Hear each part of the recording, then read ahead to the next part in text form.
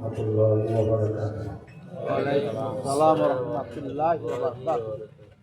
إن الحمد لله مولانا العظيم، والصلاة والسلام على سيد الأنبياء وإمام المرسلين نبينا وحبيبنا وأسوتنا وقدوتنا محمد بن عبد الله رسول الله عليه أفضل الصلوات وأتم التسليم، وعلى آله الطيبين وأصحابه الغر الميامين. أما بعد، فأوصيكم ونفسي بتقوى الله، فاتقوا الله حق التقوى وراقبوه في السر والنجوى. فقد قال الله سبحانه تبارك وتعالى في كتابه العزيز: أعوذ بالله من الشيطان الرجيم. بسم الله الرحمن الرحيم. أولم نعمركم ما يتذكر فيه من تذكر وجاءكم النذير. وقال تعالى مخبرا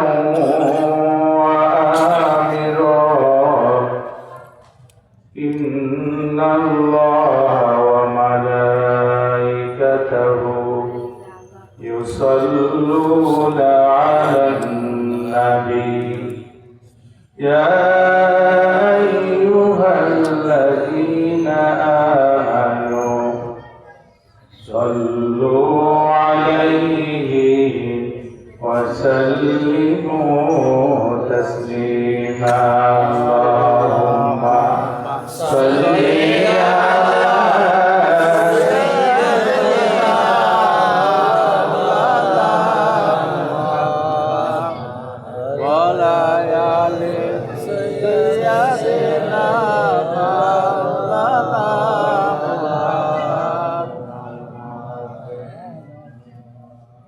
মানুষ আল্লাহ তাআলার কাছে যে সকল দোয়া করে, কোন দোয়া নগদ কবুল হয়, কোন দোয়া বাকিতে কবুল হয়।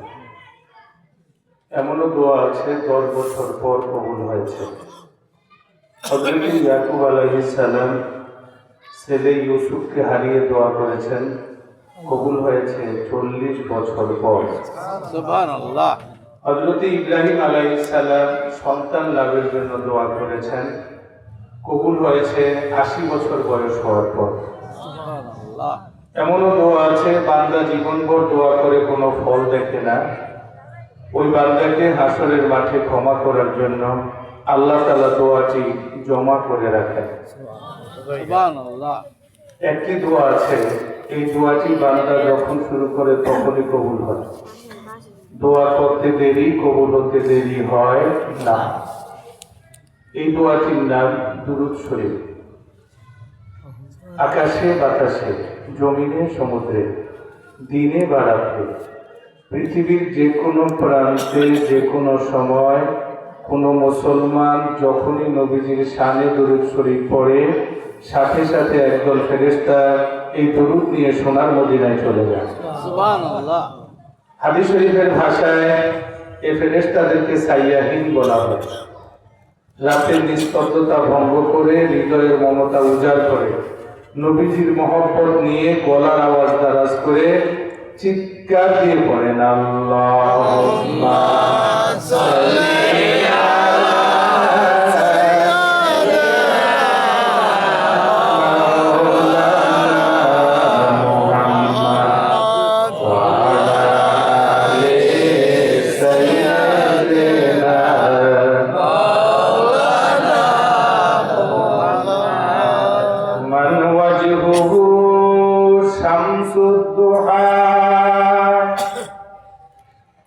من خده بدر الدجى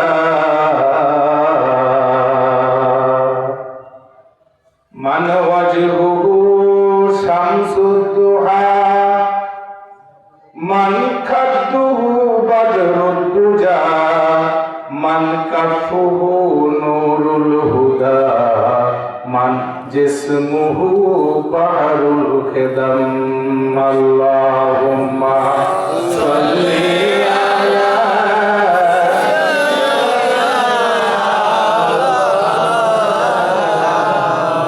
وعلى آل سيدنا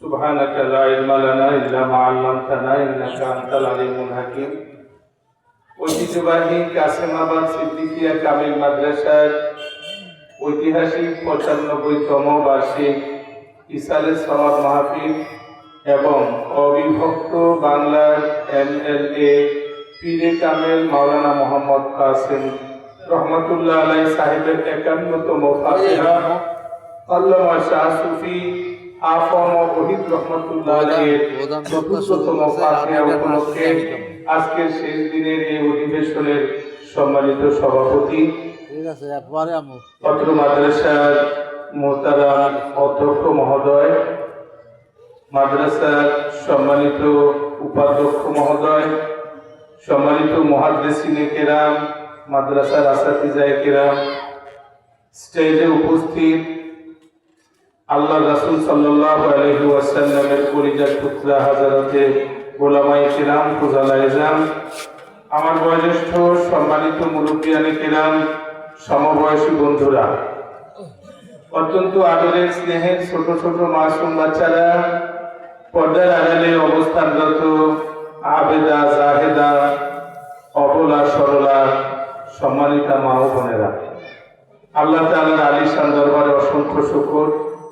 আল্লাহর এক প্রিয় বান্দা মরহুম হযরত মাওলানা কাসেম রহমাতুল্লাহ আলাইহির প্রতিষ্ঠিত বরিশালের ঐতিহ্যবাহী দ্বীনি প্রতিষ্ঠান কাসেমাবাদ কামিল মাদ্রাসার মাঠে আয়োজিত আজকের এই মহতি প্রোগ্রামে আমার মতো একজন গুণাগার মানুষ, এই এলাকার দিনদার নেককার মানুষের সাথে বসার সুযোগ হয়েছে।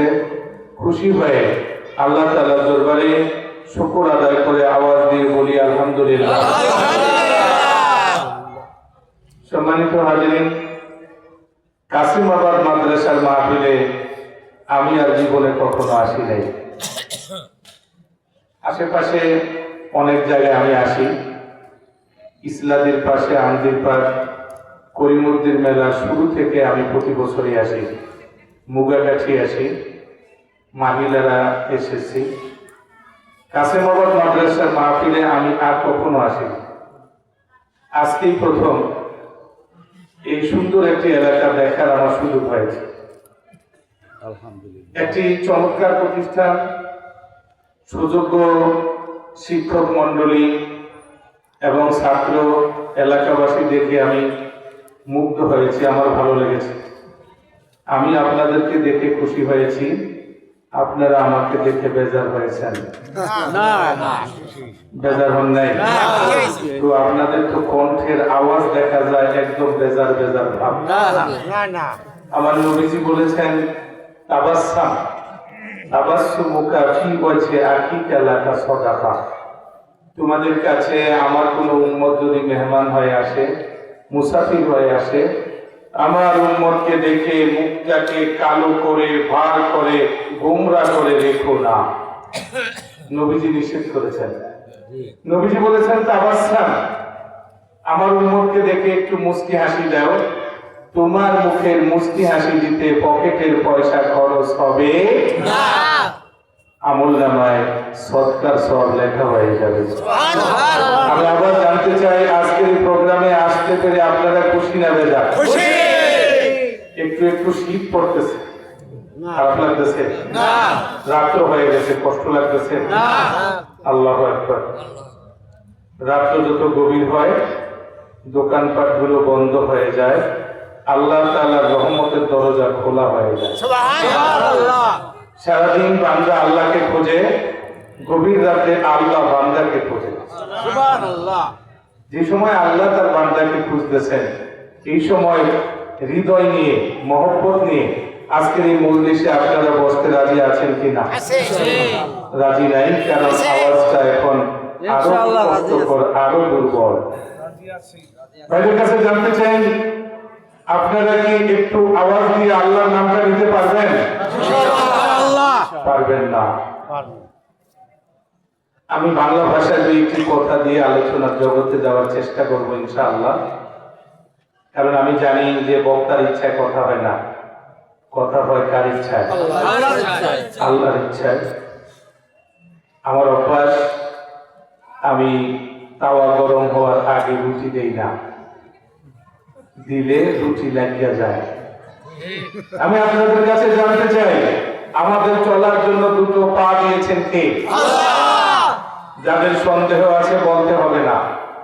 আল্লাহর নামটি উচ্চারণ করতে যাদের খুব লজ্জা লাগে তাদেরও বলতে হবে না। বাকিদের গলার আওয়াজ ছেড়ে দিয়ে চিৎকার দিয়ে বলতে হবে, কে দিয়েছেন? ধরার জন্য দুটো হাত দিয়েছেন কে? কথা বলার জন্য জবান দিয়েছেন কে?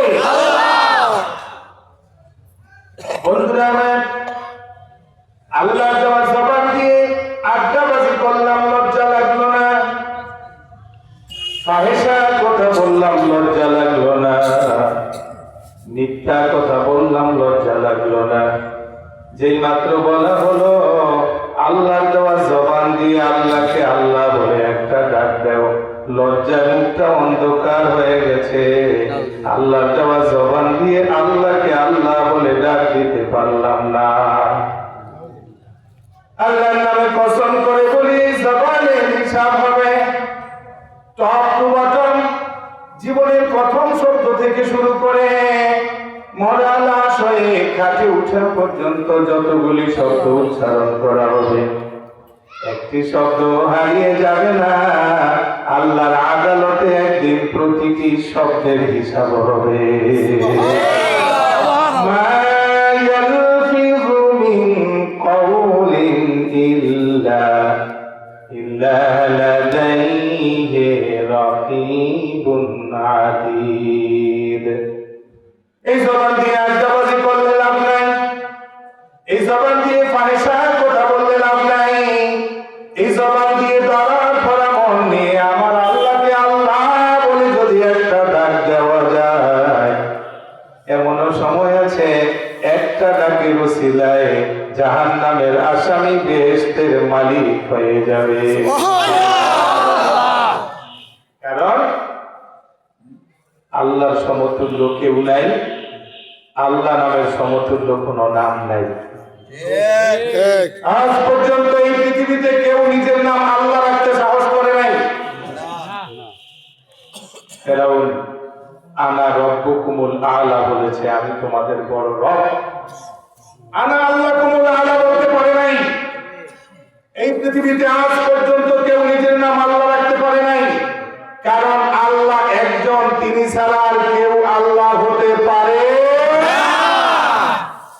আল্লাহর সমতুল্য যেমন কেউ নেই, আল্লাহ নামের সমতুল্য কোনো নাম নেই। এই নাম মুহূর্তের মধ্যে একটা মানুষের জিন্দেগি বদলায় দিয়ে জাহান্নামের মানুষটাকে বেহেশতের মালিক বানায় দিতে পারে। সুবহানাল্লাহ। আমরা কি প্রাণ ভরে সে আল্লাহকে আল্লাহ বলে একটা ডাক দিতে রাজি আছি? রাজি নাই? আবার বলেন রাজি আছি? আসতে না জোরে? লাভ হবে না লস হবে?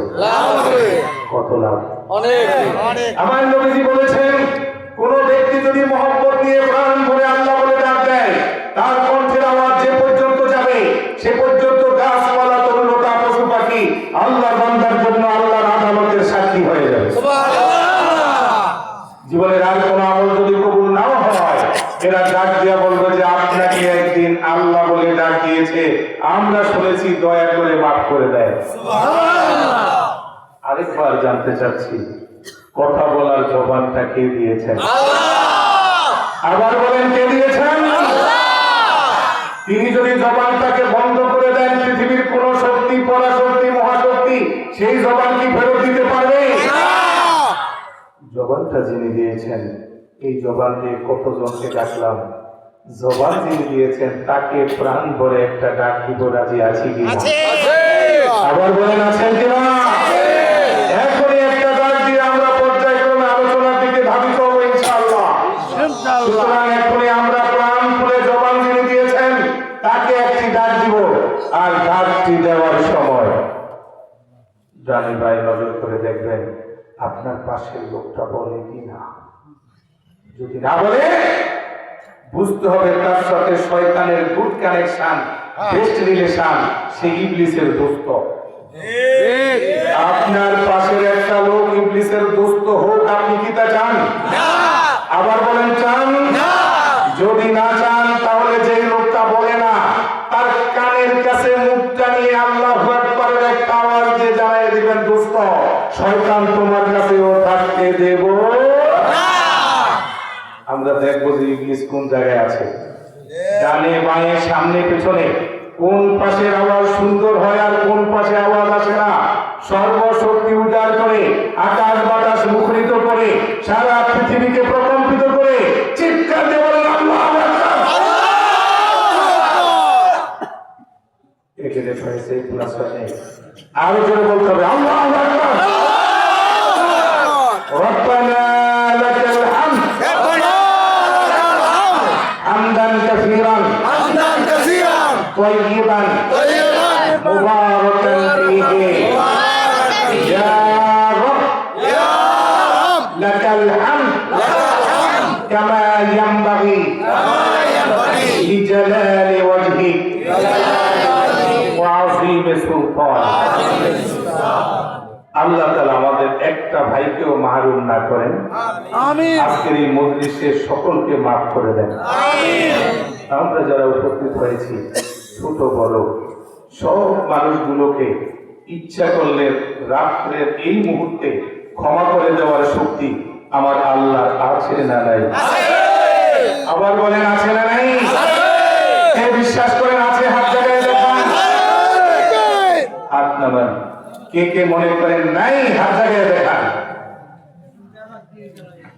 একজনও হাত জায়গায় না, বোঝা গেল কাসিমাবাদ এলাকার মানুষের ঈমানটা এখনো তাজা আছে, এখনো ঈমানের মধ্যে স্পিড আছে ইনশাআল্লাহ। তারা বুঝে সুঝে হাত জাগাইতে জানে, বলেন মাশাআল্লাহ। অনেকে জানে না। এক মাহফিলে বক্তা বলতেছে, ভাই কে কে জাহান্নামে যাবেন, হাত জাগান। তিনজনে হাত জাগাইছে। বলে, এই মিয়া, শয়তান পর্যন্ত জাহান্নামে যেতে চাইবে না, আপনি হাত জাগাইছেন কেন? বলে, হুজুর আপনি কি বলেছেন আমি বুঝি নাই। দ্বিতীয় জনকে বলে, আপনি হাত জাগাইছেন কেন? ওনাকে দেখেছি আমি স্টার্ট দিয়েছি। তৃতীয় জনকে বলে, আপনি হাত জাগাইছেন কেন? বলে, হুজুর কি জন্য যে হাত জাগাইছি নিজেও বুঝি না। কাসিমাবাদের এলাকার মানুষ ভালো, ভেলু আছে, কারণ এরা মরহুম আল্লামা কাসেম রহমতুল্লাহ আলাইহি তার সাহচর্য পেয়েছে। আলহামদুলিল্লাহ বলেন, আলহামদুলিল্লাহ বলেন। আমরা কোরআনে হাকিম থেকে একটু আয়াত তেলাওয়াত করেছি। এই আয়াতের কালিমাকে উপলক্ষ করে খুব শীঘ্রই আলোচনায় ঢুকে যাবে। এর আগে আপনাদের কাছে আবার জানতে চাচ্ছি, কোরআন শরীফ কার কালাম? আল্লাহর কালাম। কি আস্তে আস্তে বলে? কোরআন শরীফ কার কালাম? বাদশার দাম যত, বাদশার চিঠির দাম তত। কোরআন শরীফকে অবজ্ঞা করলে আল্লাহর সাথে নাফরমানি করা হয়। কোরআন শরীফের একখান আয়াত থেকে আলোচনা হবে, এখনই শুরু হবে এই মাঠে। আগামী দিন এই মাঠটা থাকবে না, মাঠটা থাকবে, মানুষ থাকবে না, খালি থাকবে না। আগামী বছর এই মাঠে হয়তো আবার মাহফিল হবে। আজকে যারা আছে তাদের অনেকের কবরে ঘাস গজায় যাবে। আজকের এই মাহফিল কারো কারো জীবনের শেষ মাহফিল হতে পারে। আজকের রাত্রে এই মুনাজাত কারো কারো জিন্দেগির শেষ মুনাজাত হতে পারে। ভাইদের কাছে আমি জানতে চাই, একটা রাত্রে একটু কষ্ট করা লাগবে, কারণ আল্লাহর বেহেশত আল্লাহ ফিরিয়ে দিবেন না। আল্লাহর বেহেশত আল্লাহ ফিরিয়ে দিবেন না, কারণ ফিরিয়ে দিলে কিছু সমস্যা আছে। কথা বলেন না, কি আছে সমস্যা? একজনের গায়ে একটা শাল, পায়ে এক জোড়া জুতা। শালের দাম 3000 টাকা, জুতার দাম 300 টাকা। শালের দাম কত? 3000। জুতার দাম কত? 300। শাল দিয়া জুতা মুছতে আছে। আজ ধরে বলাই না 3000 টাকা শাল দিয়া 300 টাকা জুতা মুছেন। তো ভাই, জুতাটা আমি কিনছি, শালটা একজনে দিছে। জুতাটা আমি কিনেছি, শালটা একজনে দিয়েছে। সুতরাং ফিরি জিনিসের কদর থাকে না। আল্লাহ বলেন বেহেশতটা ফিরি দিব না। তোমাদের আমলের বিনিময়ে বেহেশত দেওয়া হবে, কষ্টের বিনিময়ে। প্রতিটা আমল কষ্ট করে করতে হবে। তুমি নামাজ পড়তে যাও, প্রচন্ড শীতের মধ্যে তোমাকে ওযু করতে হবে, ঠান্ডা পানিতে হাত লাগাতে হবে। নবী বলেন, উম্মতে আমার, যদি ঠান্ডা পানির মধ্যে হাত লাগায় ওযু করো, আমি নবী ঘোষণা দিলাম, তোমার ওযুর পানির প্রতিটি ফোঁটার সাথে তোমার আমলনামার গুনাহগুলি ঝরতে থাকবে। হাতের পানির সাথে হাতের গুনাহ ঝরবে, পায়ের পানির সাথে পায়ের গুনাহ ঝরবে, মুখের পানির সাথে মুখের গুনাহ ঝরবে। ইসবাগুল উযু আলাল মাকারে ওয়া কাসরাতুল খুতা ইলাল মাসাজিদ ওয়া ইনতিজারুস সালাতি বাদাস সালাহ। আল্লাহ বলেন যে কিছু কষ্ট করতে হবে, একেবারে ফিরি দিব না। ফিরি দিলে তোমরা বেহেশতের মর্যাদা বুঝবা না। একটু কষ্ট করে আসতে হবে। কথা বলেন ঠিক কিনা? প্রত্যেকটা কাজে সাকসেস হওয়ার জন্য কষ্ট আছে না নাই? আরো আসতে বলেন, আছে না নাই? পরীক্ষায় ভালো রেজাল্ট করতে হবে, রাত্রে সজাগ থাকতে হবে না ঘুমাতে হবে? নির্বাচনে ভালো পাস করতে হবে, ঘুম আসে না নাই? ইতিমধ্যে ঘুম বন্ধ হয়ে গেছে কিনা? যদি কেউ সারা দিন রাত নাচ দেখে ঘুমাতে থাকে, কাজ হবে? আল্লাহ বলে, দুনিয়ার এই ছোট্ট কাজে যদি কষ্ট করা লাগে, তাহলে আমার এত বড় বেহেশত, যার জানালার একটা শিখের দাম সারা পৃথিবী বিক্রি করলে হয় না, আমি ফিরে দিব নাকি? কষ্ট করতে হবে। তোমার নামাজের মধ্যে কষ্ট করতে হবে, হজে গেলে কষ্ট করতে হবে, রোজা রাখলে কষ্ট করতে হবে। একটা আমলও নেই যে আমলের মধ্যে কষ্ট করা লাগবে না। সুতরাং আল্লাহর কাছে যদি মাফ চাইতে হয়, এই রাত্রিবেলা 1-1.5 ঘন্টা কষ্ট করতে হবে। আমি ভাইদের কাছে জানতে চাই, আল্লাহর মহব্বত নিয়ে কোরআনকে ভালোবেসে 1-1.5 ঘন্টা সময় কষ্ট করতে রাজি আছেন কিনা? কে কে রাজি আছেন? আল্লাহু আকবার। আল্লাহ কবুল করেন বলেন আমি। যারা রাজি আছেন তাদের জন্য 3টা শর্ত। হাত নামান, 3 শর্তের পর আয়াতের আলোচনা শুরু হয়ে যাচ্ছে ইনশাআল্লাহ। 1 নাম্বার, আমরা যতক্ষণ বসা আছি এখন থেকে একজনের সাথে আরেকজনে আর কথা বলবো না ইনশাআল্লাহ। কারণ আমরা কোরআন শুনবো, কোরআনের আলোচনা শুনবো। দুনিয়ার কোন রাজা বাদশার বাজারের কথা শুনবো না, রব্বুল আলামিনের কালাম থেকে শুনবো। পরস্পর কথা বলা যাবে না। ঠিক 1.5 ঘন্টা পারা যাবে ইনশাআল্লাহ। 2 ঘন্টা পারা যাবে। কথা বন্ধ রাখা যাবে ইনশাআল্লাহ। কে কে রাজি নাকি? আল্লাহু আকবার, মাশাআল্লাহ। হাত তালান। 2 নাম্বার, বাদাম খাওয়া যাবে না, পান চাবানো যাবে না, চা খাওয়া যাবে না। 1.5 ঘন্টার জন্য বন্ধ। বিড়ি খাওয়া যাবে না, সেটাও যাবে না। আমাদের দেশে কেউ বলে বিড়ি খাও, কেউ বলে খাওয়া ভালো না। আর আমি বলি যে বিড়ি খাওয়া ভালো। বিড়ি খাইতে মনে চায় জনমের মতো খান, পানি দিয়ে ভিজায় নাস্তা বানিয়ে খান। এটার মধ্যে আগুন লাগায় কাম দেওয়া যাবে না। কারণ বিড়ির মধ্যে দুর্গন্ধ। আমার আল্লাহ এবং তার রাসূল দুর্গন্ধকে কঠিনভাবে অপছন্দ করেছেন, পছন্দ করেন নাই। কাঁচা পেঁয়াজ খেলে আমার নবী তাকে মসজিদ থেকে বের করে দিয়েছেন, অথচ পেঁয়াজের মধ্যে খাবারের গন্ধ আর বিড়ির মধ্যে গুয়ের চাইতে বেশি গন্ধ। বিড়ি খাওয়া যাবে না। 1.5 ঘন্টার জন্য পান বন্ধ। পান বন্ধ করে দিলেন, অনুমতি আছে, কিন্তু শর্ত হলো যে পান খাবে সকলকে একটা করে পান দিতে হবে, আমাকেও দিতে হবে। আমি আপনার এলাকার মেহমান, আমাকে বসায় দেখায় দেখায় আপনি পান খাবেন আর আমাকে দিবেন না, একটা কাজ আছে না? কেউ খাবে কেউ খাবে না, আরে বলেন না কাছে বাবাদের বন্ধুরা, কেউ খাবে কেউ খাবে না। খাইতে হলে সকলকে দিতে হবে, দিতে না পারলে খাওয়া যাবে না। সুতরাং একটি বাদামও চলবে না, একটি পানও চলবে না 1.5 ঘন্টার জন্য। 1.5 ঘন্টা পান না খাইলে মানুষ মরে নাকি? যদি খাইতে হয় প্রমাণ দিতে হবে। কোন দিন আমার নবীর কোন হাদিসের সময় বা কোরআন তেলাওয়াতের সময় কোন সাহাবী পান খেয়েছে, একটা উদাহরণ দিতে পারলে আমি আপনার হাতে মুরিদ হয়ে যাব। এই সময় পান আসিল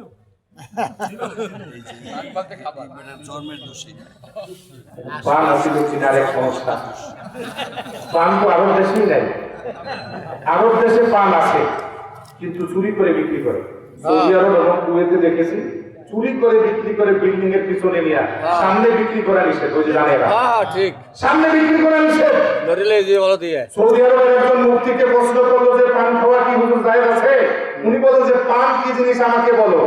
পরে বাঙালি বলে যে সাহেব হাযিহি মিনাল আওরাক হুম ইয়াকুলুনা মিন ওয়ারাকিশ শাজার ওয়া ইউখরিজুনা মিন আফওয়াহিহিম আদ-দিমা। ওরা গাছের পাতা চিবায় আর মুখ দিয়ে রক্ত ছাড়ে। ঠিক তাই নাকি? পাতা চিবায় রক্ত ছাড়ে?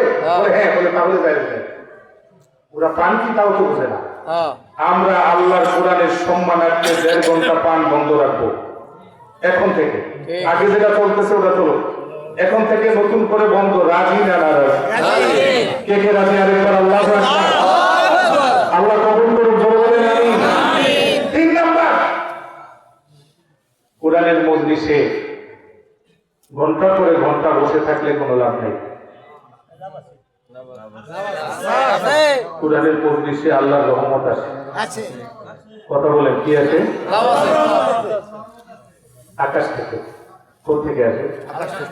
আকাশ থেকে যখন বৃষ্টি আসে সব জায়গায় পানি জমা হয়, কিন্তু একটা পাত্রের মধ্যে পানি জমা হয় না। কোন পাত্র? যেই পাত্রের মুখটা থাকে নিচের দিকে, পিঠটা থাকে উপরের দিকে।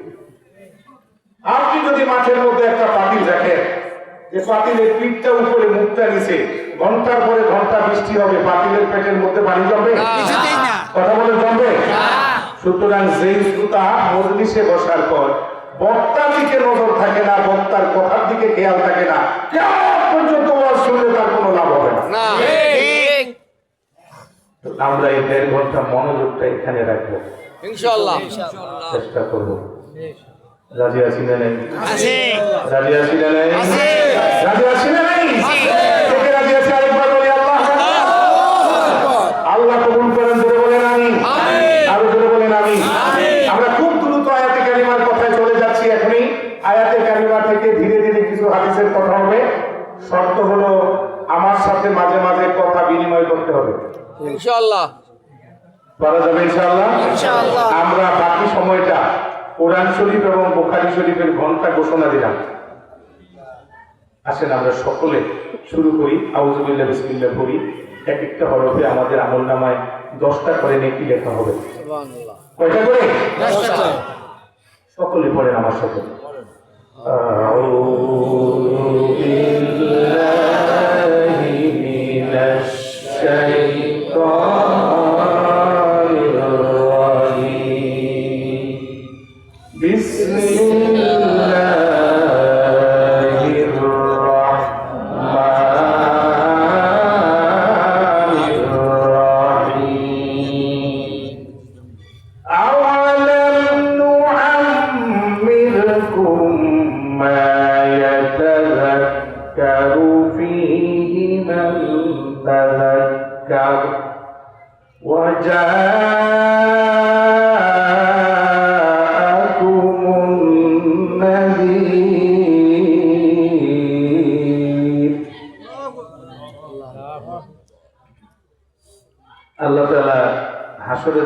প্রত্যেকটা মানুষকে জিজ্ঞেস করবেন, আমি কি তোমাকে একটা হায়াত দিয়েছিলাম না?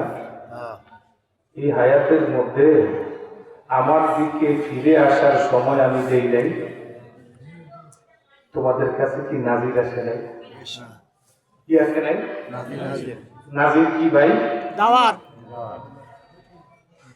আমার বাবাজিরা, নাজির শব্দের ব্যাখ্যায় উলামায়ে মুফাসসিরিন তিনটা কথা বলেছেন। এক নাম্বার হলো নবী। আল্লাহ বলবেন তোমাদের কাছে কি আমি নবী পাঠাই নাই? দুই নাম্বার কিতাবুল্লাহ, আমি কি তোমাদেরকে কোরআন দেই নাই? তিন নাম্বার নাজির হলো আশ-শাহীদ, আমি কি তোমাদেরকে মরণের সংকেত দেই নাই? ঠিক।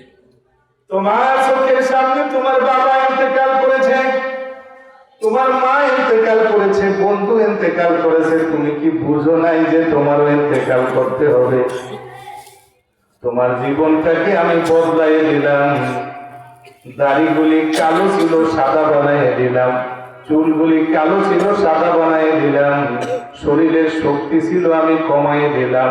এক সময় চোখ দিয়ে দেখতা, একটা সময় আসলো চোখের মধ্যে আগের জ্যোতি নাই। এক সময় তুমি প্রতিষ্ঠানে শিক্ষকতা করতা, একটা সময় আসলো তোমার শিক্ষকতা নট হয়ে গেল, তুমি ঘরে চলে গেলা। ওয়াজাকুমুন নাযীর, এরপরে কেন তোমার মনে হয় নাই যে তোমার মরতে হবে? এই কথা মনে করে কেন তুমি আমার রাস্তায় ফিরে আসো নাই? আল্লাহ এই প্রশ্নটা করলে উত্তর দেওয়া যাবে বাবাজি?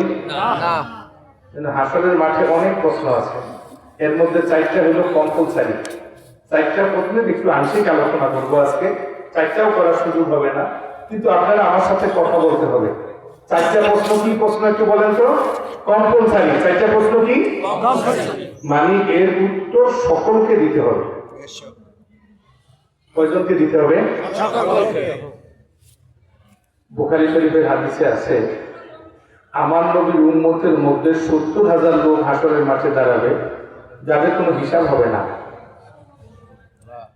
ইয়াদখুলুনাল জান্নাতা বিলা হিসাবিন ওয়ালা ইকাবিন, যাদের কোনো শাস্তিও হবে না, হিসাবও হবে না, এমন 70,000 লোক আসবে। এরা এই দুনিয়ার জমিনে আল্লাহ ছাড়া আর কারোর উপরে বিশ্বাস করে না। এরা রোগ হইলে বিশ্বাস করে না ডাক্তার ভালো করতে পারে। এরা সবসময় নির্ভর করতো আল্লাহর উপর। এরা চোখের সামনে শত্রু দেখলে, গুলি দেখলে, বুলেট দেখলে বিশ্বাস করতো না এই বুলেট আমাকে মারতে পারে। এরা সব সময় জানতো আমার হায়াতের মালিক আল্লাহ, আমার মৌতের মালিক আল্লাহ। ও আলা রাব্বিহিম ইয়াতাওয়াক্কালুনা, যারা সব সময় আল্লাহর উপর শতভাগ বিশ্বাস করে, এইরকম 70,000 মানুষ হাসরের মাঠে বিনা হিসাবে বেহেশতে যাবে। উলামায়ে কেরাম বলেন এই 70,000 মানুষকেও 4টা প্রশ্নের উত্তর দিতে হবে।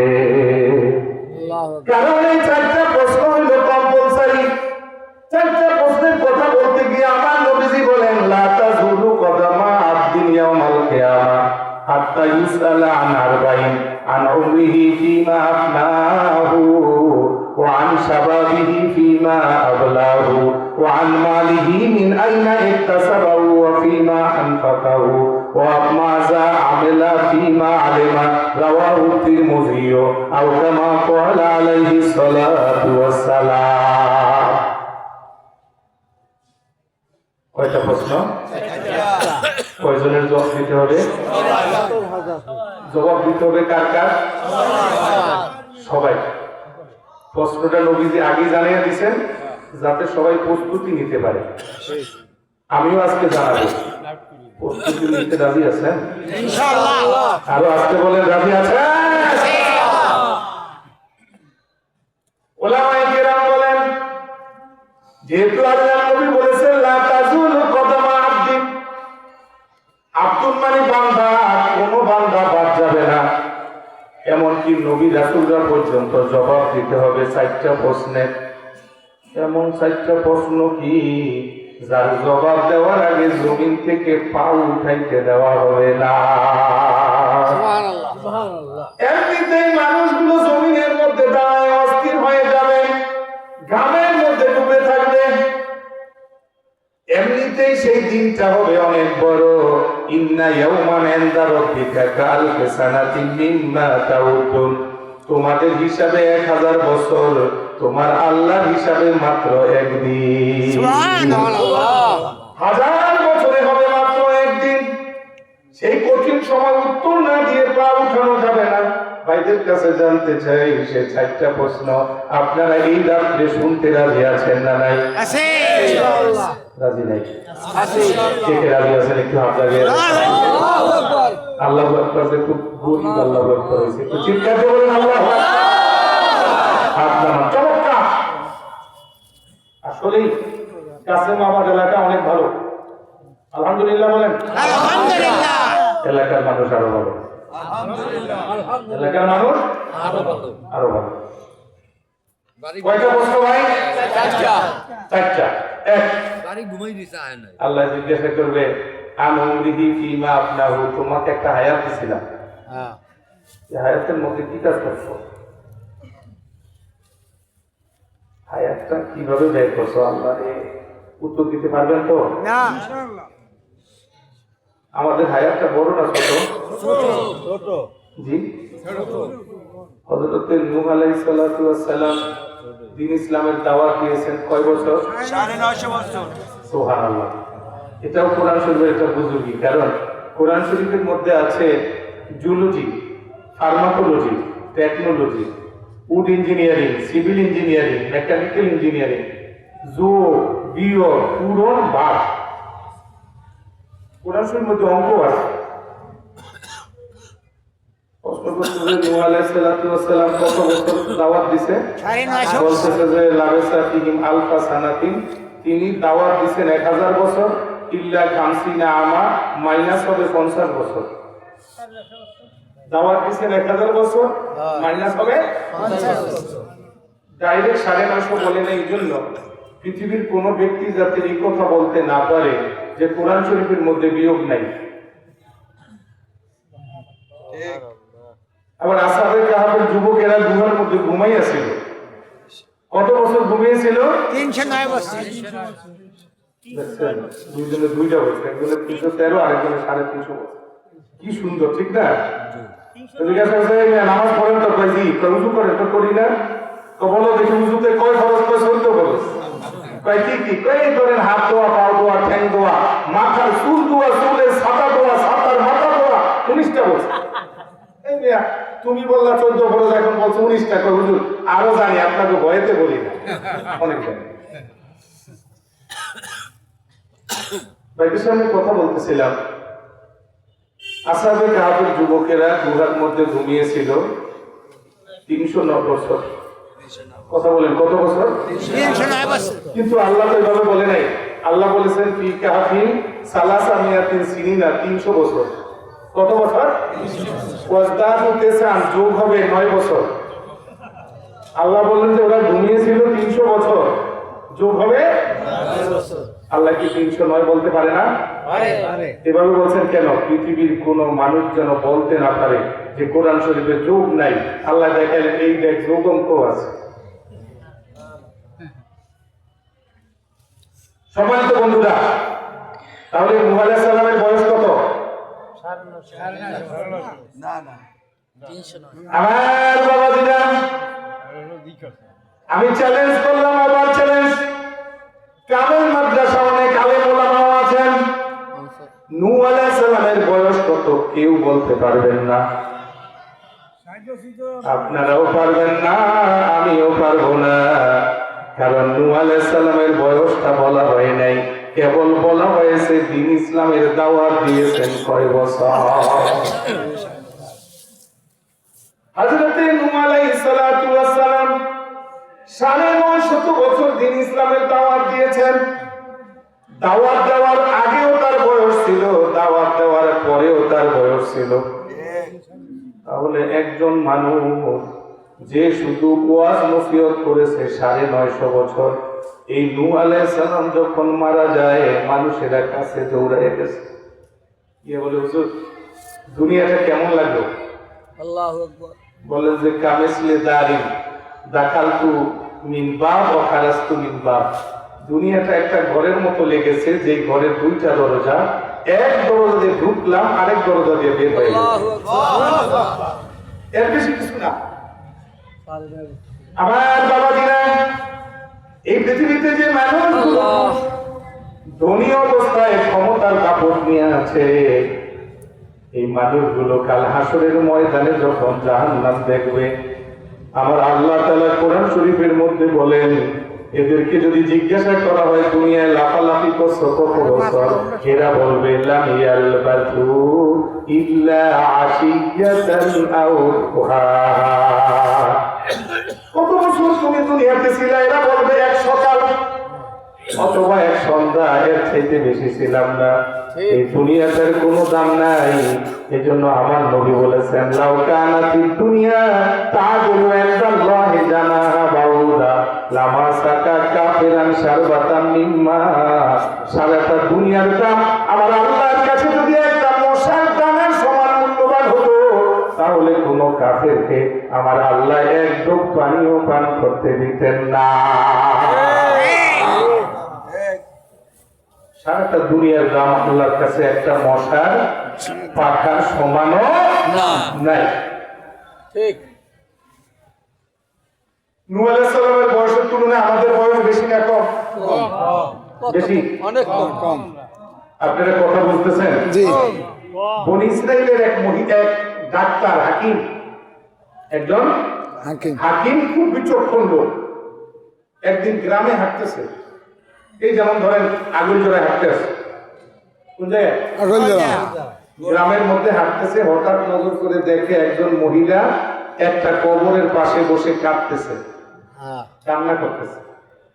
এমন কান্না কাঁদতেছে, বুকাউন হারুন ইয়াক্তাউল কলবা, এমন ভাবে কাঁদতেছে তার কলিজা যেন টুকরা টুকরা হয়ে যাচ্ছে। আল্লাহু আকবার। ডাক্তার খুব মায়া লেগেছে, কাছে গিয়ে বলে, ইয়া আমাত আল্লাহি লিমা তাবকিনা, এ আমার বান্দি এইভাবে কাঁদতেছো কেন? মহিলা বলে, আপনার কাছে বললে কোনো লাভ হবে? তো বলো না। কাঁদতেছি, আমার একটা ছোট্ট বাচ্চা মারা গেছে। কথা বলেন না, কে মারা গেছে? এই বাচ্চাটা মারা গেছে। লাম ইয়াতামাত্তা বিদ-দুনিয়া, দুনিয়ার কোনো স্বাদ ভোগ করতে পারে নাই, একদম অল্প বয়সে মারা গেছে। 3.5 বছর। ডাক্তার বলে যে কত বছর দুনিয়াতে জীবিত ছিল? ওই মাত্র 500 বছর। 500 বছর। 500 বছর। কত বছর? 500 বছর। এত অল্প বয়সে মারা গেছে, এর জন্য মহিলা কাঁদতে কাঁদতে পাগল হয়ে গেছে, ঠিক না? ঠিক। এক বুড়িয়া বেটা রাস্তার পাশে বসে কাঁদতে আছে, একদম বুড়া। বাচ্চারা বলতেছে, মুরব্বী এই বয়সে বাচ্চাদের মতো কাঁদলে কি ভালো দেখে? আপনি তো কাঁদেন কেন? তুমি বাচ্চা মানুষ বুঝবা না, একটু বলেন না কেন কাঁদেন? তো বাবা রে, কাঁদতেছি, আমার বাবা আমার মারছে। বাপরে বাপ, আপনি এত বুড়ো হয়ে গেছেন, আপনাকে আবার আপনার বাবা মারছে? আপনার বাবাও আছে নাকি? আছে না? তো মারলো কি জন্য? তোর কইছে আমি একটু দাদার সাথে বেয়াদবি করছিলাম। কার সাথে বেয়াদবি করছে? দাদার সাথে। এক লোক খয়রাত করতে আসে, একজনে জিজ্ঞাসা করে, ভাই আপনার ব্যাংকে আছে কত? 50 লাখ টাকা। ব্যাংকে আছে কত? 50 লাখ। কত? আপনি খয়রাত করতে আছেন, আপনি খয়রাতি? আরে ভাই, আমার চারপাশে যারা আছে এদের এত টাকা, ওদের তুলনায় আমি খয়রাতি। মহিলা কাঁদতে আছে, বাচ্চাটা মারা গেছে। বয়স পাইছে কত ভাই? 500 বছর।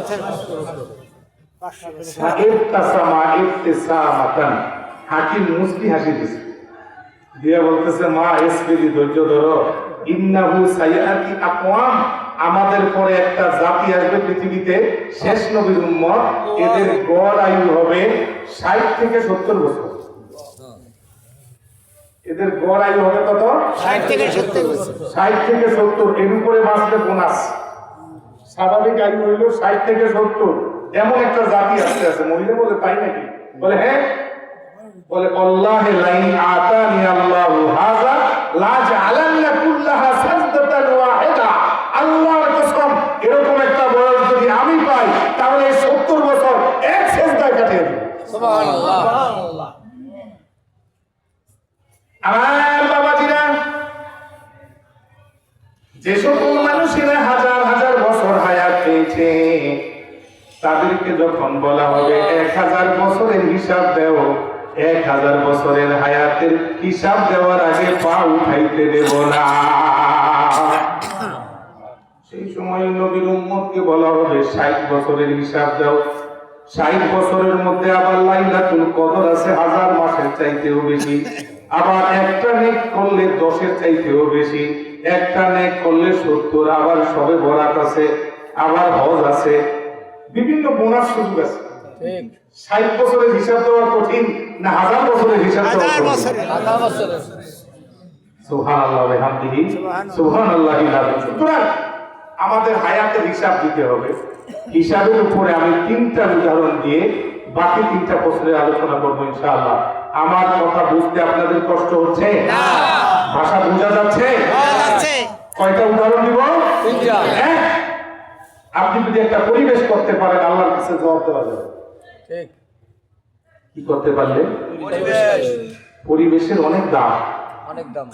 সুবহানাল্লাহ। সুবহানাল্লাহ। খারাপ পরিবেশের কারণে একজন ভালো মানুষ জাহান্নামী হয়ে যায়, ভালো পরিবেশের কারণে একজন সাধারণ মানুষ বেহেশতি হয়ে যায়। পরিবেশটা সুন্দর করতে হবে, এমন পরিবেশ করতে হবে যেখানে ঘুষ থাকবে না, মিথ্যা থাকবে না, যেখানে বেনমাজি থাকবে না। কারণ বেনমাজির কপাল খুবই খারাপ। বেনমাজির কপাল কি? খারাপ। খুবই খারাপ। কষ্ট হয় আপনাদের? না।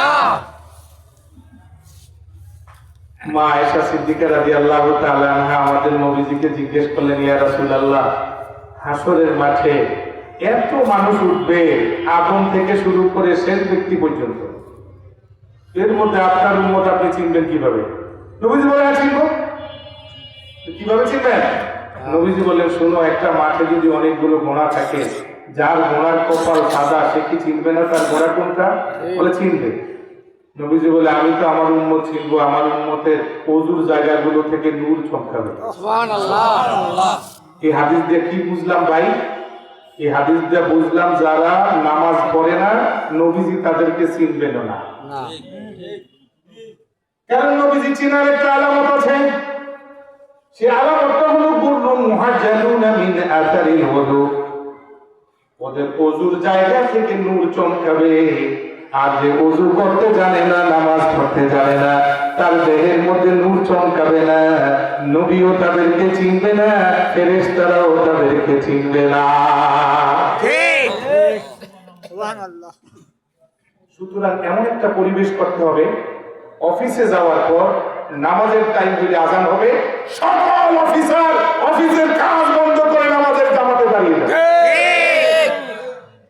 আমি একটা মিটিংয়ে গেলাম, আসরের নামাজের সময় যায়, অফিসারকে বললাম আসরের নামাজের সময় হয়েছে, আপনি নামাজের সুযোগ দেন। অফিসার হাসে আর বলতে আছে, আল্লাহ মহান, নামাজ না পড়লেও হবে। অফিসার কি বলতেছে? আল্লাহ মহান। আল্লাহ মহান, নামাজ না পারলেও হবে। সমাজকে পরিবর্তন করে দিতে হবে। আল্লাহ মহান বলে যারা নামাজের বিপক্ষে অবস্থান নেয়, লাঠি মেরে চেয়ার থেকে বলে দিতে হবে।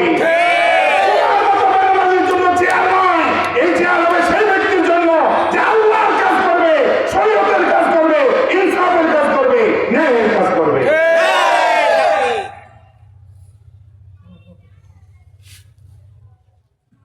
পরিবেশ যদি খারাপ থাকে, ভালো মানুষও জাহান্নামে যায়। ঠিক আমি 2টা উদাহরণ বলবো দ্রুত, আর 2টা কথা বলে তাড়াতাড়ি দৌড়াই দিচ্ছি। আমার কথা খেয়াল করতেছেন? আমার নবীজির একজন চাচা ছিলেন, যিনি নবীজিকে লালন পালন করতেন। নামটা কি আপনারা জানেন? আবু তালেব। আবু তালেব নবীজিকে ভালোবাসতেন না? বেশি না কম? বেশি আপনার আমার চাইতে বেশি না কম? বেশি। আমার বাবাজিরা, কিতাবের মধ্যে এসেছে, রাত্র যখন গভীর হয়ে যেত, অন্ধকার রাত্র, আবু তালেব নবীজির রুমের মধ্যে ঢুকে বলতো, ইয়া মুহাম্মদ কুম ওয়াজহাব ওয়া নাম আলা ফিরাশি। আবু তালেব নবীজির রুমে ঢুকে বলতেন, মুহাম্মদ উঠো। নবীজি ঘুমাইতেছে, চক্ষু খুলে নজর করে দেখতেন চাচা আবু তালেব রুমের মধ্যে ঢুকেছে। নবীজি বলতেন, ইয়া আম্মা যা তুরিদ, আপনি কেন এসেছেন?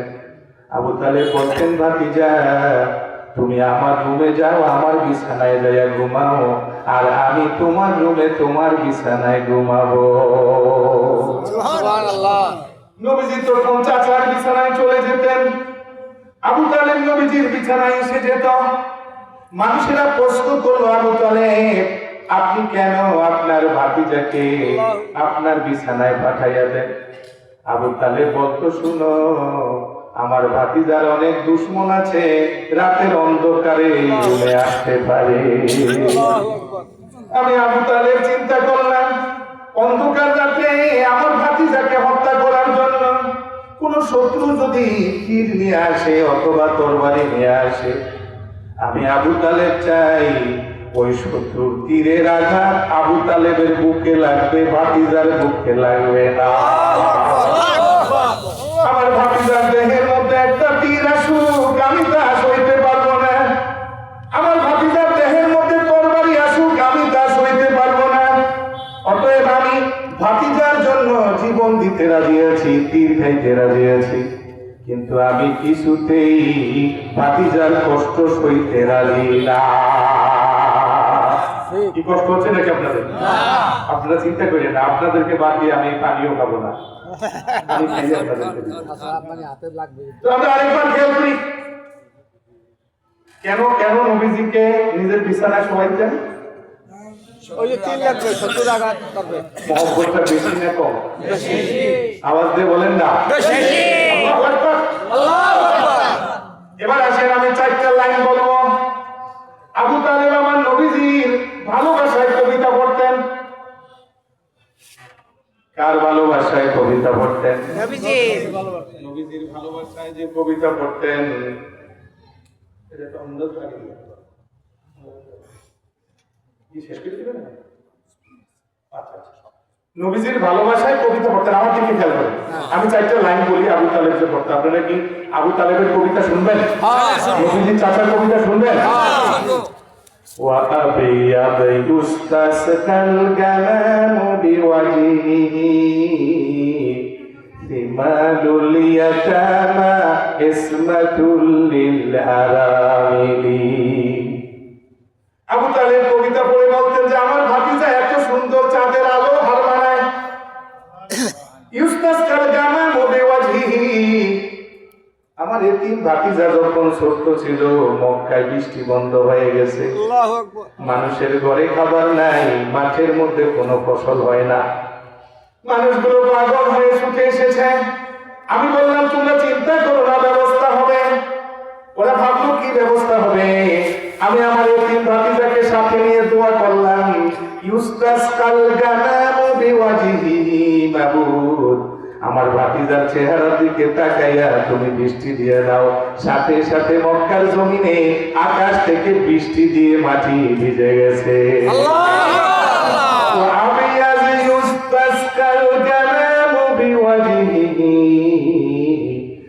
মালুল ইয়াতামা ইসমাতুল লিল আরামিলি। আমার ভাতিজা যতক্ষণ পর্যন্ত দুনিয়াতে আছে, এতিমের কোনো চিন্তা নাই, বিধবার কোনো চিন্তা নাই, গরিবের কোনো চিন্তা নাই। সুবহানাল্লাহ বলে। এর এই নবীজি কেবল উম্মতকে 24 ঘন্টা তাসবিহ পড়তেই বলে নাই, নবীজি এতিমের খেদমত করতে বলেছে। এর জন্য নবী বলেছেন, আমি এতিম ছিলাম, জীবনে বাবাকে দেখি নাই, কোনদিন বাবার কোলে উঠতে পারি নাই, বাবা বলে ডাক দিতে পারি নাই, ছোট্টবেলায় মা হারিয়েছি। এই দুনিয়াতে যারা এতিমের জন্য কষ্ট করবে, আমি তাদেরকে ছাড়া বেহেশতে যাব না। মালুল ইয়াতামা ইসমাতুল লিল আরামিলি। যে মহিলার স্বামী মারা গেছে, নবী তার ঘরে গিয়ে বলতেন, তোমার স্বামী নাই, তোমার যাবতীয় যা সওদায় আছে মুহাম্মাদুর রাসূলুল্লাহ করবে। সুবহানাল্লাহ। কথাগুলো কে বলতেছে? নবী। আবু তালেব। কষ্ট হয় নাকি? আর আধা ঘন্টা শোনা যাবে? একটু বেশি শোনা যাবে? সুবহানাল্লাহ, দেখছেন খুব ভালো মানুষ। ভাইদের সামনে কথা বলতেছিলাম, কবিতাটা পড়তেছেন আবু তালেব। এবার আবু তালেব বলতেছে ওয়ালাকাদ আলিমতু বিআন্না দীনা মুহাম্মাদিন মিন খায়রি আদিয়ানিল বারিয়াতি দীনা। আমি আবু তালেব হৃদয় থেকে জানি মুহাম্মদ সাল্লাল্লাহু আলাইহি ওয়াসাল্লামের ধর্মের চাইতে সেরা কোনো ধর্ম পৃথিবীতে নাই। বুঝছে কি বুঝে নেই? একটু আসতে বলেন। সে নিজে বলতেছে যে আমি বিশ্বাস করি বিআন্না দীনা মুহাম্মদ মুহাম্মদ সাল্লাল্লাহু আলাইহি ওয়াসাল্লামের ধর্ম মিন খায়রি আদিয়ানিল বারিয়াতি দীনা, এই পৃথিবীর সর্বশ্রেষ্ঠ ধর্ম। ঠিক। তারপর লাউলাল মালামা আও হাদারি মাসাব্বাতিন লাওয়াজাদতানি সামআন বিযালিকা মুবিনা। আমি তো জোরে সোরে ধর্মটা কবুল করতাম, জোরে না আসতে, একটা কারণে পারি না। নিজেই বলতেছে, নিজে বলে গেছে কয়টা কারণে পারি না? একটা কারণে। সে কারণটা কি? কারণটা হলো মানুষের নিন্দা করে বলবে বাপ দাদা ধর্মটা ছেড়ে দিছে। লাউলাল মালামা লাউলা সাব্বুন নাস ওয়া সাতমুন নাস, মানুষের তিরস্কার যদি না হতো, মানুষের নিন্দা কষ্ট এই ভয় যদি না হতো, তাহলে তো আমি জোরে সোরে কালেমা পড়তাম। এই যে মানুষের পরিবেশ, এই যে মানুষের নিন্দা, এই নিন্দায় নবীকে এত ভালোবাসার পরেও আবু তালেবকে কোথায় নিয়ে গেল? আবু তালেব যখন মারা যাবে নবীজি দৌড়ে এসেছেন, এসে বলতেছেন ইয়া আম্মি কুল লা ইলাহা ইল্লাল্লাহ কালিমাতান উহাজ্জু বিহা লাকা ইনদাল্লাহ। চাচা, আমি মুহাম্মদ আপনার এতিম ভাতিজা, ছোট্টবেলা থেকে বাবার অভাব পূরণ করেছি আপনাকে দেখে দেখে, ছায়া দিয়েছেন, আশ্রয় দিয়েছেন। চাচা, আজকে আপনার শেষ সময়, এতিম ভাতিজার নামটা নিতে যদি লজ্জা লাগে, একটু লা ইলাহা ইল্লাল্লাহর আওয়াজটা শোনাইয়া দেন। কাল হাসরের ময়দানে আপনার পক্ষে উকিল হিসাবে আমি কাজ করব। চাচা, আপনাকে বেহেশতে নেওয়ার জন্য আমার যা করা লাগে তাই করব। কুল লা ইলাহা ইল্লাল্লাহ, একবার লা ইলাহা ইল্লাল্লাহর আওয়াজটা শোনান। আবু তালেব লা বলা শুরু করেছে। এক পাশে বসা আবু জাহাল, আরেক পাশে বসা আব্দুল্লাহ ইবনে উতবা। আবু জাহালকে ক্ষমতা আতার গাবুয়ান মিল্লাতে আব্দুল মুত্তালিব, শেষ সময় বাপ দাদা ধর্ম ছেড়ে দিবেন নাকি? আর লা ইলাহা ইল্লাল্লাহ বলা হয় নাই। কেন বলা হয় নাই? মানুষের নিন্দা। চারপাশটা সুন্দর করতে হবে। কাসেমাবাদের ছাত্র সারা এলাকায় ছড়াই যেতে হবে। জায়গায় জায়গায় মাদ্রাসা প্রতিষ্ঠা করতে হবে। মাদ্রাসার লোকেরা এলাকার মানুষগুলোকে মসজিদে আনতে হবে। অফিস আদালতে নামাজ কায়েম হতে হবে। আইসিইউ রুমের মধ্যে কোরআনের হালকা আওয়াজ হতে হবে। কথা বলেন ঠিক কিনা? কথা বলেন ঠিক কিনা? আমরা শুধু কেবল মানুষের দুনিয়ার কল্যাণের জন্যই কাজ করব না, আখিরাতের কল্যাণও চাই। আখিরাতের কল্যাণ। কথা বলেন ঠিক কিনা? আমরা কি চাই? আখিরাতের কল্যাণ। দুনিয়ার কল্যাণও চাই, আখিরাতের কল্যাণও চাই। পরে নবীজিকে জিজ্ঞেস করলো হযরতে আব্বাস। আব্বাস বলতেছে, হুজুর আপনি তো সব জানেন, আবু তালেব কই আছে একটু বলেন। নবীজি জানে কই আছে? মাশাআল্লাহ, উত্তর এটাও ঠিক হয়েছে। নবীজি জানেন কিনা? এই পৃথিবীতে কিছু মানুষ আছে যারা মাটির উপরে হাঁটে, মাটির নিচে কি আছে দেখে। এটা মুসলিম শরীফের হাদিসে আছে, আমার নবী একদিন রাস্তা দিয়ে হেঁটে যাচ্ছেন, হঠাৎ করে উটটা থামাইয়ে দিলেন। সাথীদেরকে বলেন আর যাবো না। বলে হুজুর কি হয়েছে? বলে এখানে দুইটা কবর আছে। ইন্নাহুমা ইউআযাবানি ওয়া মা ইউআযাবানি ফী কাবীর। আমি এই পাশে দিয়ে যাচ্ছিলাম, দুইটা কবরের মধ্যে আযাব হচ্ছে। আল্লাহু আকবার। ওই কবরের বাসিন্দারা এমন জোরে জোরে চিৎকার করতেছে, তাদের কান্নার আওয়াজে আমার উটার সামনে যেতে পারে না। তোমরা দাঁড়াও, খেজুর গাছের ডাল নিয়ে আসো।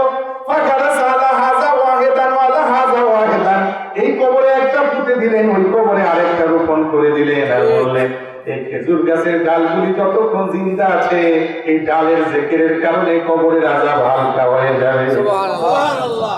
কবরের আযাব কি জমিনের উপরে না নিচে? নিচে।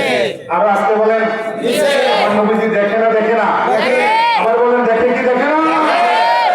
এই জন্য মুসলিম শরীফের হাদিসে আছে যে আমার নবীজি বলেন আমি আবু তালেবকে খুঁজলাম, আমার চাচাকে খুঁজে দেখি যে সে জাহান্নামের মধ্যে। কোথায়? জাহান্নামের মধ্যে। কোন জায়গায়? এটা মুসলিম শরীফের হাদিসে আছে। সাগরের ঢেউ যখন উত্তাল হয় উপরে যেভাবে উঠে ঠিক জাহান্নামের আগুনের উত্তাল ঢেউয়ের মধ্যে আবু তালেব নিমজ্জিত। নবীজি বলেন আমি সেখান থেকে নিয়ে আসলাম, জাহান্নাম থেকে সরায় দাঁড় করাই দিলাম, পায়ের মধ্যে আগুনের জুতা দেওয়া হয়েছে, মাথার মগজগুলো ফুটতেছে।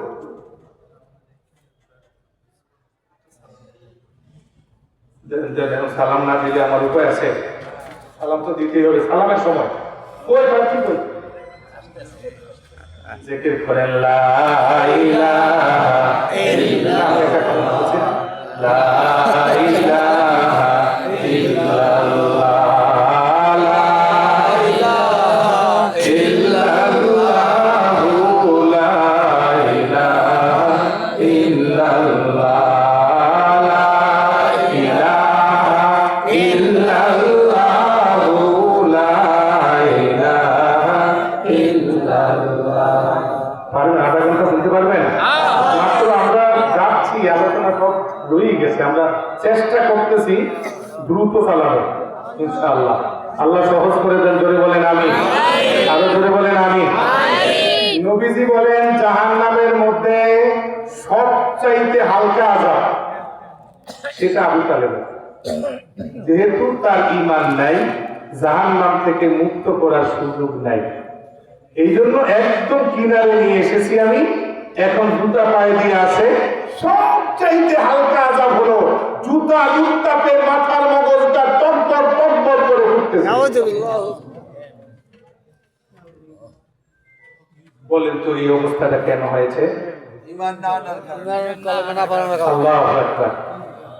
আমি খুব দ্রুত অগ্রসর হচ্ছি।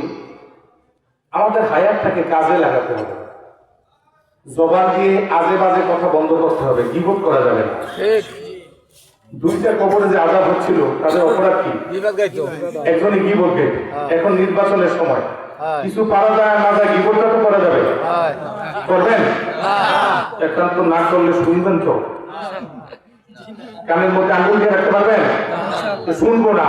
যদি আঙ্গুল দিতে না পারেন তাহলে কঠিন আযাব কিন্তু অপেক্ষা করতেছে। তো বলবেন করবো কি? এটা দুইটা উদাহরণ দিব সংক্ষেপে। একটা হলো ইমাম আবু ইউসুফ রহমতুল্লাহ আলাইহি, আরেকটা হলো আবু যুরা। এই দুইজনের উদাহরণ দিয়ে আমার কিন্তু প্রশ্ন সাইটটার আলোচনা এখনো বাকি রয়ে গেছে।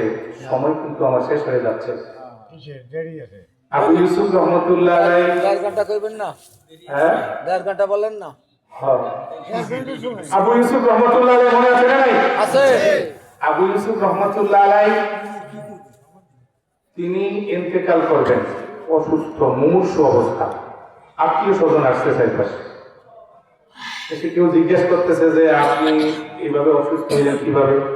কেউ বলে ডাক্তারকে, কেউ বলে কয়দিন অসুস্থ, এভাবে জিজ্ঞাসা করে না?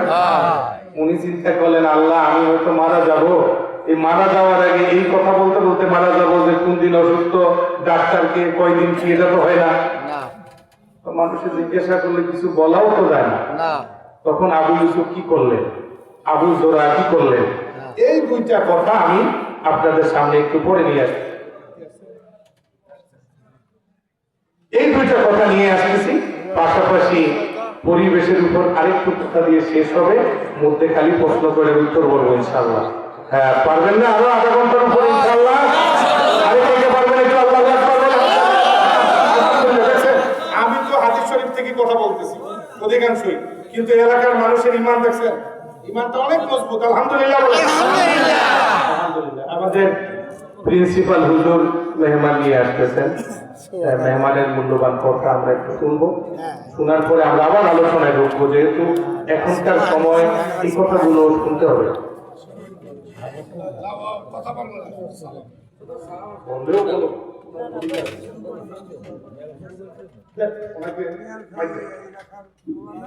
তার ডাটুল দাও হয়েছে চলবে চলবে এগুলো হোক এগুলো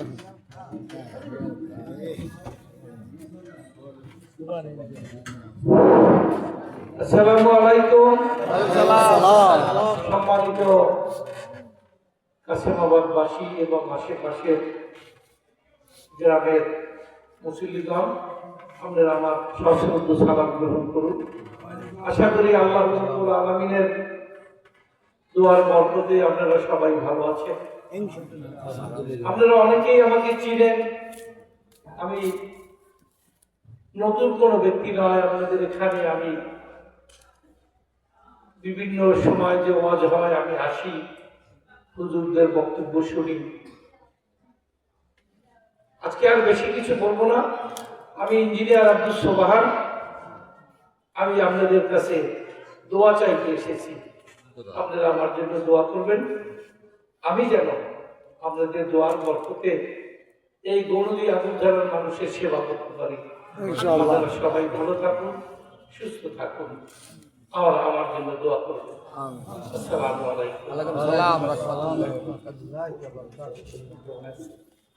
জিকির করেন লা ইলাহা ইল্লাল্লাহ, জোরে লা ইলাহা ইল্লাল্লাহ, জোরে লা ইলাহা ইল্লাল্লাহ, লা ইলাহা ইল্লাল্লাহ।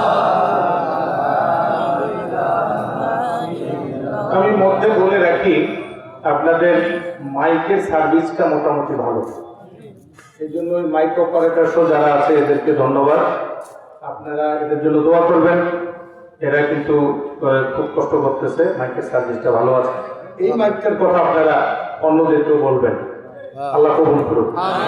ঠিক। ইমাম আবু ইউসুফ মনে আছে তো? আত্মীয় স্বজন পাশে দাঁড়িয়ে কথা জিজ্ঞাসা করতেছে। উনি চিন্তা করলেন আল্লাহর কাছে 4টা প্রশ্নের জবাব আছে। কয়টা প্রশ্নের উত্তর দিতে হবে? এর মধ্যে একটা হলো তোমার জীবনটা কোন কাজে ব্যয় করছো।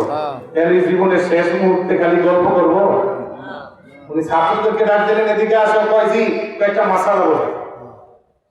এই সময় মাসালা বলার মানে হইল যাতে মাসালা বলতে বলতে মৌত আসে। ওরা বলতেছে হুজুর কি মাসালা? বলে বলো। হাজী সাহেবরা যে হজ করতে যায়, মিনায় গিয়ে শয়তানের পাথর মারে। কি মারে? পাথর মারতে যখন যায় তখন খুব ভিড় হয়। এই সময় পায়ে হেঁটে যাওয়া উত্তম নাকি সাওয়ারির উপরে চলে যাওয়া উত্তম? আমার একটু বলতে দেন কোনটা উত্তম? আমার ছাত্র একজনে বলে হুজুর পায়ে হেঁটে যাওয়া উত্তম। হয় না। আরেকজনে দাঁড়িয়ে বলতেছে হুজুর তাইলে সাওয়ারির উপরে যাওয়া উত্তম। এটা হয় না, দুইটা দেখতে হয় না। কথাটা বুঝেন না? আল্লাহ আকবার। আরেকজনে বলে হুজুর তাইলে উত্তরটা কি হবে আপনি একটু বলে দেন। পায়ে হাঁটা উত্তম না, সাওয়ারির উপর উত্তম না। তখন উনি বললেন শুনো, যেই সময় পাথর নিক্ষেপ করার পরে দোয়া আছে সেই সময় পায়ে হেঁটে যাওয়া উত্তম, আর যেখানে পাথর নিক্ষেপের পরে দোয়া নাই সেখানে সাওয়ারির উপরে যাওয়া উত্তম। এখন ছাত্রের শুনলাকে হুজুর আজান দিয়েছে, একটু নামাজে যাই, দরজার কাছে যাইতে না যাইতে দেখে হুজুর ইন্তেকাল করছে কালেমা পড়তে পড়তে। তারা জীবনটাকে কিভাবে মূল্য দিছে, শেষ মুহূর্তে গল্প না করে মাসালা বলতে বলতে সময় ব্যয় করছে। আরেকটা কথা বলবো বলে আমি এগিয়ে যাচ্ছি। আবু জুরা নামটা মনে রাখতে পারবেন? কি নাম? আবু জুরা। উনি খুব মুমূর্ষ অবস্থা। উনি সুস্থ থাকা অবস্থায় মজলিসে অনেক লোক হইতো তার বয়ান শোনার জন্য। যেমন আমাদের মরহুম কাসেম রহমতুল্লাহের বয়ান শুনতে মানুষ জড়ো হইতো না। একটা যুবক খুব ভক্তি করে হুজুর, বয়ান শুনতে একটু দেরি হয়ে গেছে, নতুন বিয়ে করছে। যুবকের স্ত্রী খুব রাগ হয়ে গেছে, খাবার নিয়ে অপেক্ষা করতে আছে, আসতে দেরি হয়েছে।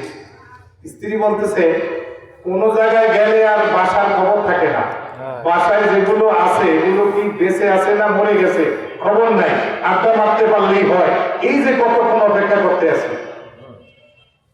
যুবককে বলে, দেখো আমি কিন্তু আড্ডা মারি নাই, আমি আমার উস্তাদ আবু জোরার দর্শে ছিলাম, কোরআন হাদিসের বয়ান শুনতে একটু দেরি হয়ে গেছে। ও আবু জোরার কাছে, আবু জোরা একটা উস্তাদ জানে কি আর আপনাদের শুনেছি কি? ছাত্রের কাছে মেজাজ খারাপ হয়ে শোনো, আমার উস্তাদকে তুমি চিনো? আমার উস্তাদের যদি 1 লক্ষ হাদিস মুখস্থ না থাকে তাহলে তুমি 3 তালাক। কথা তো কইয়া বলেছে। দুইজনই চিন্তা করে, স্ত্রী চিন্তা করে আমারই বলাটা ঠিক হয় নাই যে আপনার উস্তাদ কি জানে, আর স্বামী চিন্তা করে আমারও এই কথা বলা ঠিক হয় না যে 3 তালাক। এখন উপায় কি? গ্রামের মধ্যে অনেক মানুষ আছে দেখবেন তালাক দেয়, এরপরে বলে হুজুর ওই সময় আমার মেজাজ ভালো ছিল না, আমার হুঁশা ছিল না। এটা আপনাদের এলাকায় বলে না। আমি বলি ভাই, কেউ যখন তার স্ত্রীকে তালাক দেয় তখন কি খুব মহব্বত করে ঠান্ডা মাথায় তালাক দেয় যে আমি খুব আদরের সাথে তোমাকে তালাক দিতেছি? তখন তো মেজাজ গরম হয়ে থাকে। আর মেজাজ গরম করে তালাক দিলেও তো হয়, একজনে যদি ভুলে বিষ খায় তাইলে কি মরে না? তো ভুলে বিষ খাইলে যদি মরে, ভুলে তালাক দিলে হবে না কেন? কেন হবে না? কে বলছে হবে না? এখন আবু জোরা চিন্তা করে যে কি বললাম, 3 তালাক বললাম, উস্তাদে আমার 1 লাখ হাদিস জানে না জানে, ও শর্ত আছে, উস্তাদে যদি 1 লাখ হাদিস না জানে তাহলে 3 তালাক। ভোরবেলা উস্তাদের কাছে ছুটে গেছে, হুজুর আমি তো এভাবে একটা কথা বলছি, এখন উপায় কি? বলে বাবা তুমি চিন্তা করো না, তোমার স্ত্রী তালাক হয় নাই, কারণ আমার কাছে 1 লক্ষ হাদিস, একজন মুসলমানের কাছে সূরা ফাতিহা যেমন সোজা, আমার কাছে 1 লাখ হাদিস এর চেয়ে বেশি সোজা।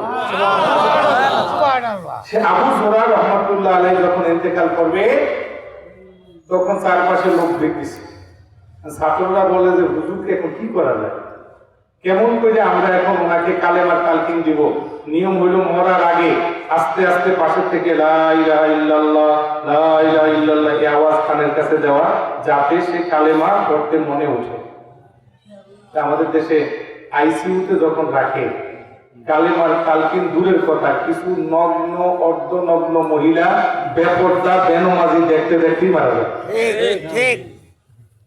এমন একটা পরিবেশ হওয়া দরকার যাতে হসপিটালের আইসিইউর বেডের কাছে মৃদু আওয়াজে কোরআন শরীফের আয়াতের আওয়াজ চলবে। ইনকিলাব, কিছু কিছু চেঞ্জ দরকার, কথা বলে ঠিক কিনা? কি দরকার? কিছু কিছু চেঞ্জ দরকার। ভাইদের সামনে কথা বলতেছিলেন, ছাত্ররা বলে যে উস্তাদ 1 লক্ষ হাদিস সূরা ফাতিহার মতো জানে, তার সামনে কেমনে আমরা ওয়াজ করব?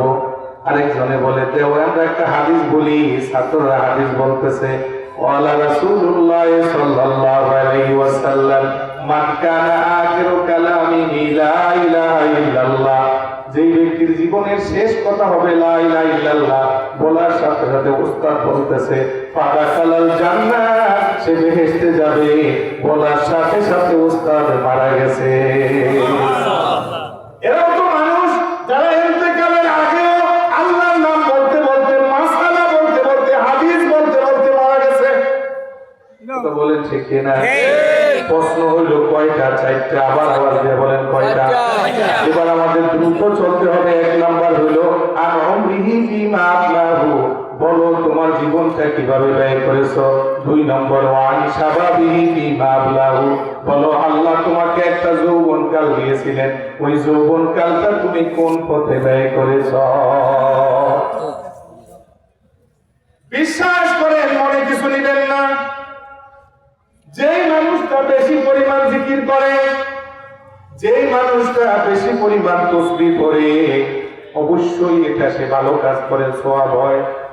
কিন্তু আমার নবীর ভাষায় সেই মানুষটাকে বড় আবেগ বুজুর্গ বলা হয় না। নবীজি বলেছেন বড় বুজুর্গ হইল ওই ব্যক্তি তাকিল মাহারে তাকুন আবাদান নাস, যে মানুষটা গুনাহ বেশি বেশি ছেড়ে দেয় সেই মানুষটা বড় বুজুর্গ। আল্লাহু আকবার। একজন যুবকের জন্য আল্লাহকে পাওয়া অনেক সহজ। যুবক যখন যৌবনকালে চোখের পানি ছেড়ে দিয়ে আল্লাহ বলে ডাক দেয়, আরশ পর্যন্ত আওয়াজ চলে যায়। আমার আল্লাহ ডাক দিয়ে বলে, যুবক রে, আমি হাসরের মাঠে আরশে আজিমের ছায়ায় তোর জন্য সিট বরাদ্দ করে দিলাম। ছোট্ট দুইটা উদাহরণ দিয়ে 3 নম্বরে ঢুকে যাব। একটা উদাহরণ হলো হযরত ইউসুফ আলাইহিস সালাম। আওয়াজ দিয়ে বলে কিনা? ইউসুফ আলাইহিস কোরআন শরীফে আছে। ইউসুফ আলাইহিস সালাম একজন বিদেশি যুবক, মিশরে প্রধানমন্ত্রীর ঘরে আছেন, জুলাইখার ঘরে। শাবুন গারিবুন, উঠতি বয়সের যুবক, টকবকে যুবক, অত্যন্ত সুন্দর তার চেহারা। তাকে জুলাইখা নিয়ে গেছেন একটা বাসার মধ্যে, ভিতরে দিয়ে তালা বন্ধ করছেন, মনে আছে না নাই? এখানে মোট 4টা কাজ সংগঠিত হয়েছে। কয়টা কাজ? 1 নাম্বার, ইউসুফ যুবক কিন্তু বিদেশি। এই দেশে তার দলও নাই, বলও নাই, শক্তিও নাই, সমর্থকও নাই। 1।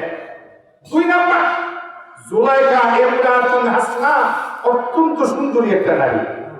কয় নাম্বার গেল? 2 নাম্বার। 3 নাম্বার, যেই নারী ইউসুফ আলাইহিস সালামকে ব্যভিচারের প্রস্তাব দিয়েছে, ইউসুফ আলাইহিস সালাম তার কিনা গোলাম, আব্দুল মামলুকুন লাহা। ইউসুফ আলাইহিস সালাম তার কিনা গেলাম। আপনি যার গোলাম, যার ঘরে খেয়ে আপনি বাঁচেন, তার কথা অস্বীকার করা বড় কঠিন। ঠিক। কয় নাম্বার গেছে?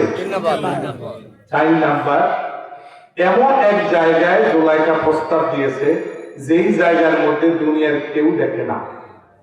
ফি মাকানিন খালিন আনিন নাস, ভিতর থেকে তালা বন্ধ করে দেওয়া হয়েছে, কেউ দেখে না, শুধু দুইজনে কি করে, দুইজনেই জানে, আর কেউ জানে না, আল্লাহ জানে। 4টা বিষয়।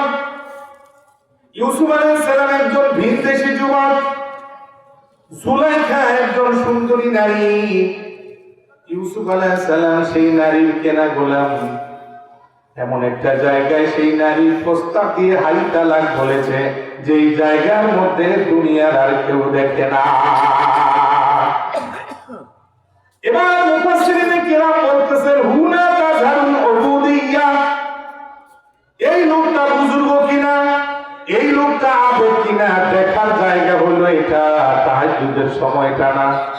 তাহাজ্জুদে উঠার পরেও গুনাহ আসতে পারে, তাসবিহ পড়ার পরেও গুনাহ আসতে পারে, কিন্তু এই জায়গায় যে মানুষটা সাকসেস হবে, ওই মানুষটা হবে আবাদুন নাস। সুবহানাল্লাহ। যেই মাত্র জুলাইখা ডাক দিয়ে বলতেছে হাইতা লাকা, হযরত ইউসুফ আলাইহিস সালাম যেই মাত্র জবাব দিয়ে বলতেছে ওয়ালা মাযাল্লাহ ইন্নাহু রাব্বি আহসানা মাসওয়ায়া। হযরত ইউসুফ আলাইহিস সালাম ডাক দিয়ে বলে, মাআযাল্লাহ, আল্লাহর কাছে আশ্রয় চাই, দুনিয়ার কেউ দেখে না, কিন্তু আমার আল্লাহ দেখে। আর মুফাসসিরিন বলেন, এই জায়গাটা হলো আসল বুজুর্গের জায়গা। ঠিক আছে, বলে সুবহানাল্লাহ। আল্লাহর ইবনে ইয়াসার হজে রওনা করেছে, বুজুর্গ মানুষ। পথে একটা তাবু করে সাথীরা বলল, আমরা খাবার আনতে যাই, আপনি ভিতরে বসে আল্লাহ আল্লাহ করেন। আল্লাহ আল্লাহ করতেছে, একটা যুবতী মেয়ে দরজার কাছে এসে ডাক দিয়েছে, হুজুর আসেন। উনি ভাবছেন যে খয়রাতি আসছে, রুটি নিয়ে গেছে। মেয়েটা বলে, আমি রুটির জন্য আসি নাই। কি জন্য এসেছো? বলে, একজন যুবতী একজন যুবকের সাথে কি চায়, সেই জন্য এসেছে। সুলাইমান ইবনে ইয়াসার ভিতরে ঢুকে উযু করে জায়নামাজ বিছাইয়া মুনাজাত দিয়ে কান্না শুরু করছে, আল্লাহ, হজে রওনা করলাম, শয়তান তো এখানেও আসছে। সুলাইমান ইবনে ইয়াসার চিৎকার দিয়ে আল্লাহ আল্লাহ বলতেছেন, আর সুলাইমান ইবনে ইয়াসারের কান্না শুনে মহিলা পালিয়ে গেছে। সুলাইমান ইবনে ইয়াসারের চোখে ঘুম এসে গেছে, স্বপ্নে দেখে রুমের মধ্যে পয়গম্বর ইউসুফ আলাইহিস সালাম হাজির হয়ে গেছে। সুবহানাল্লাহ। হযরত ইউসুফ এসে বলে, সুলাইমান শুনো, নবীদের সাথে আল্লাহর কানেকশন থাকে, তুমি তো নবী না। আমি তো সেদিন জুলাইখার সাথে জয়লাভ করেছিলাম, কিন্তু তুমি আজকে কেমন করে জয়লাভ করলা?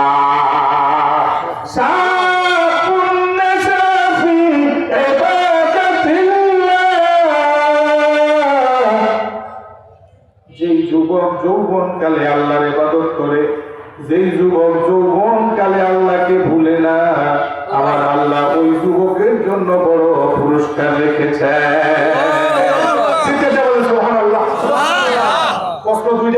নাম্বার শুরু?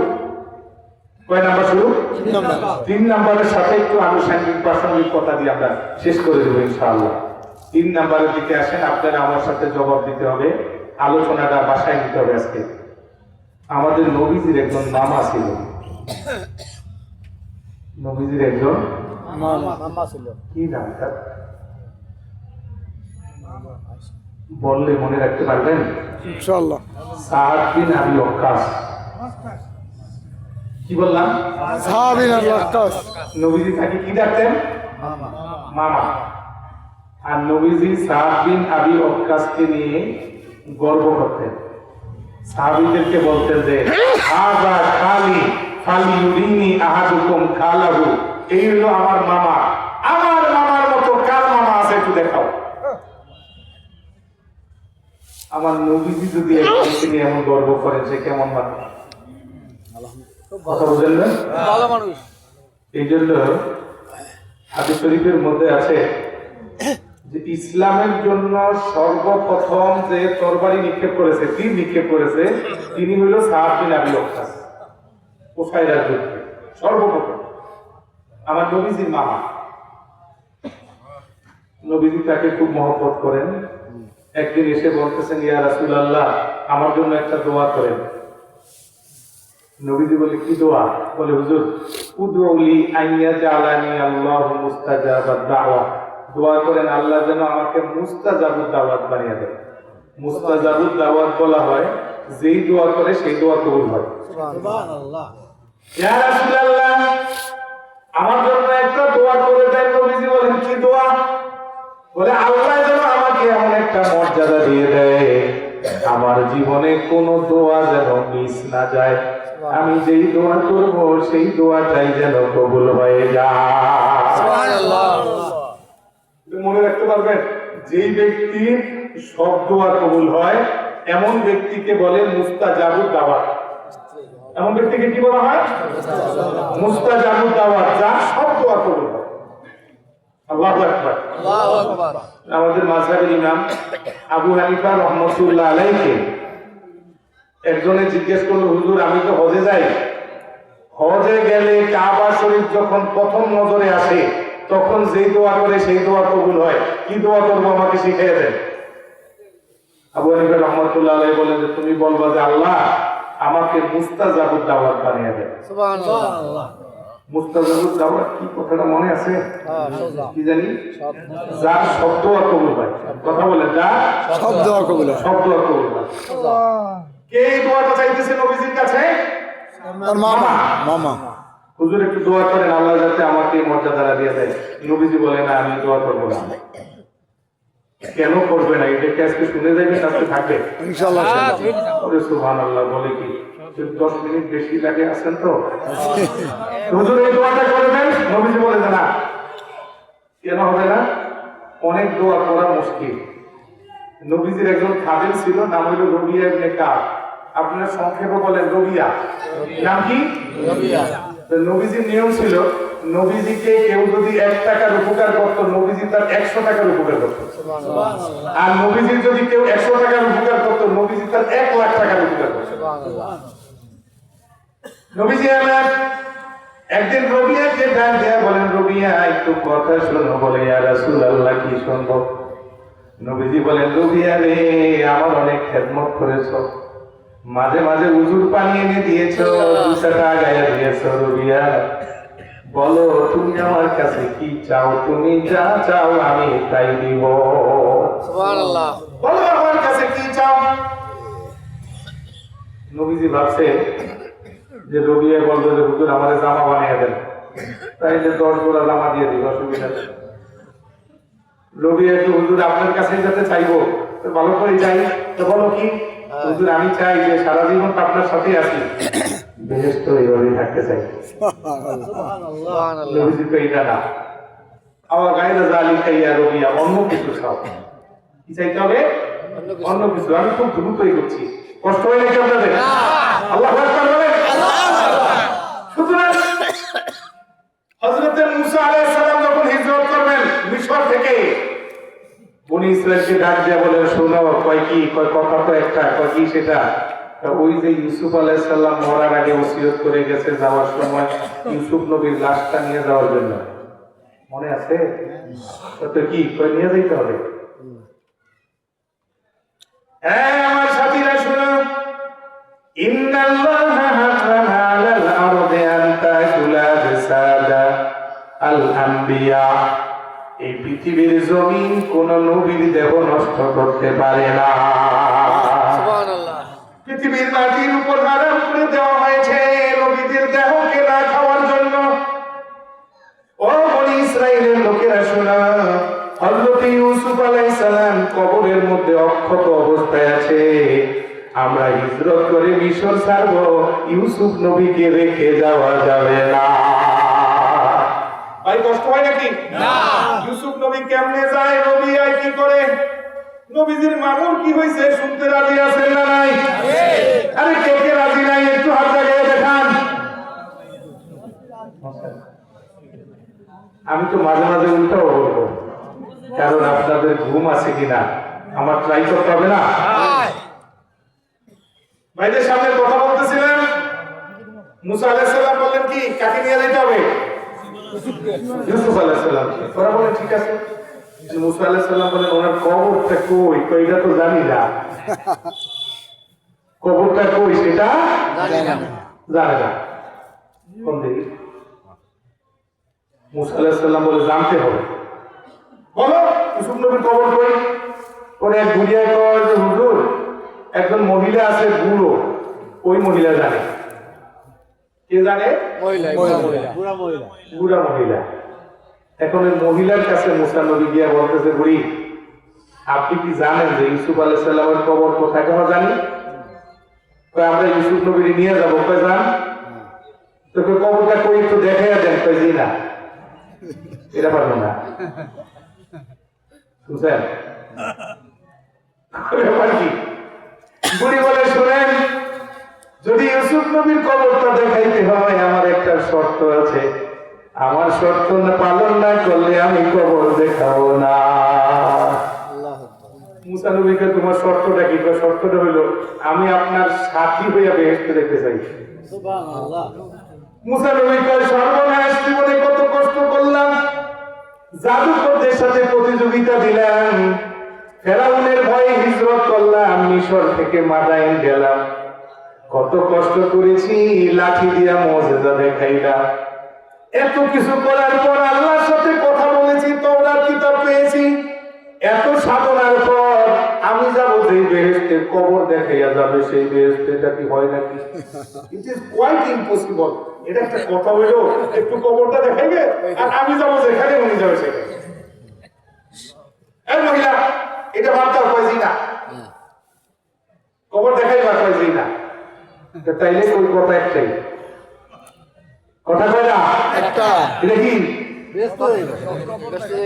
মুসা নবীর সাথী বানাইয়া বেহেশতে নিতে হবে। নবীরা যেখানে থাকে ওখানে যায় থাকে। ওরে বাবা রে বাবা, সুবহানাল্লাহ। চলবে না থাকবে?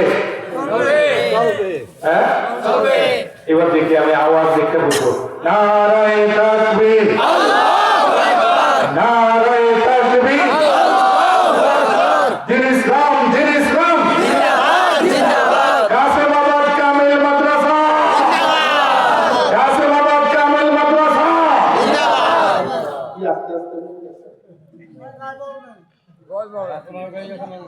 আচ্ছা আপনারা কি মনে করেন তাবারক আছে না নাই?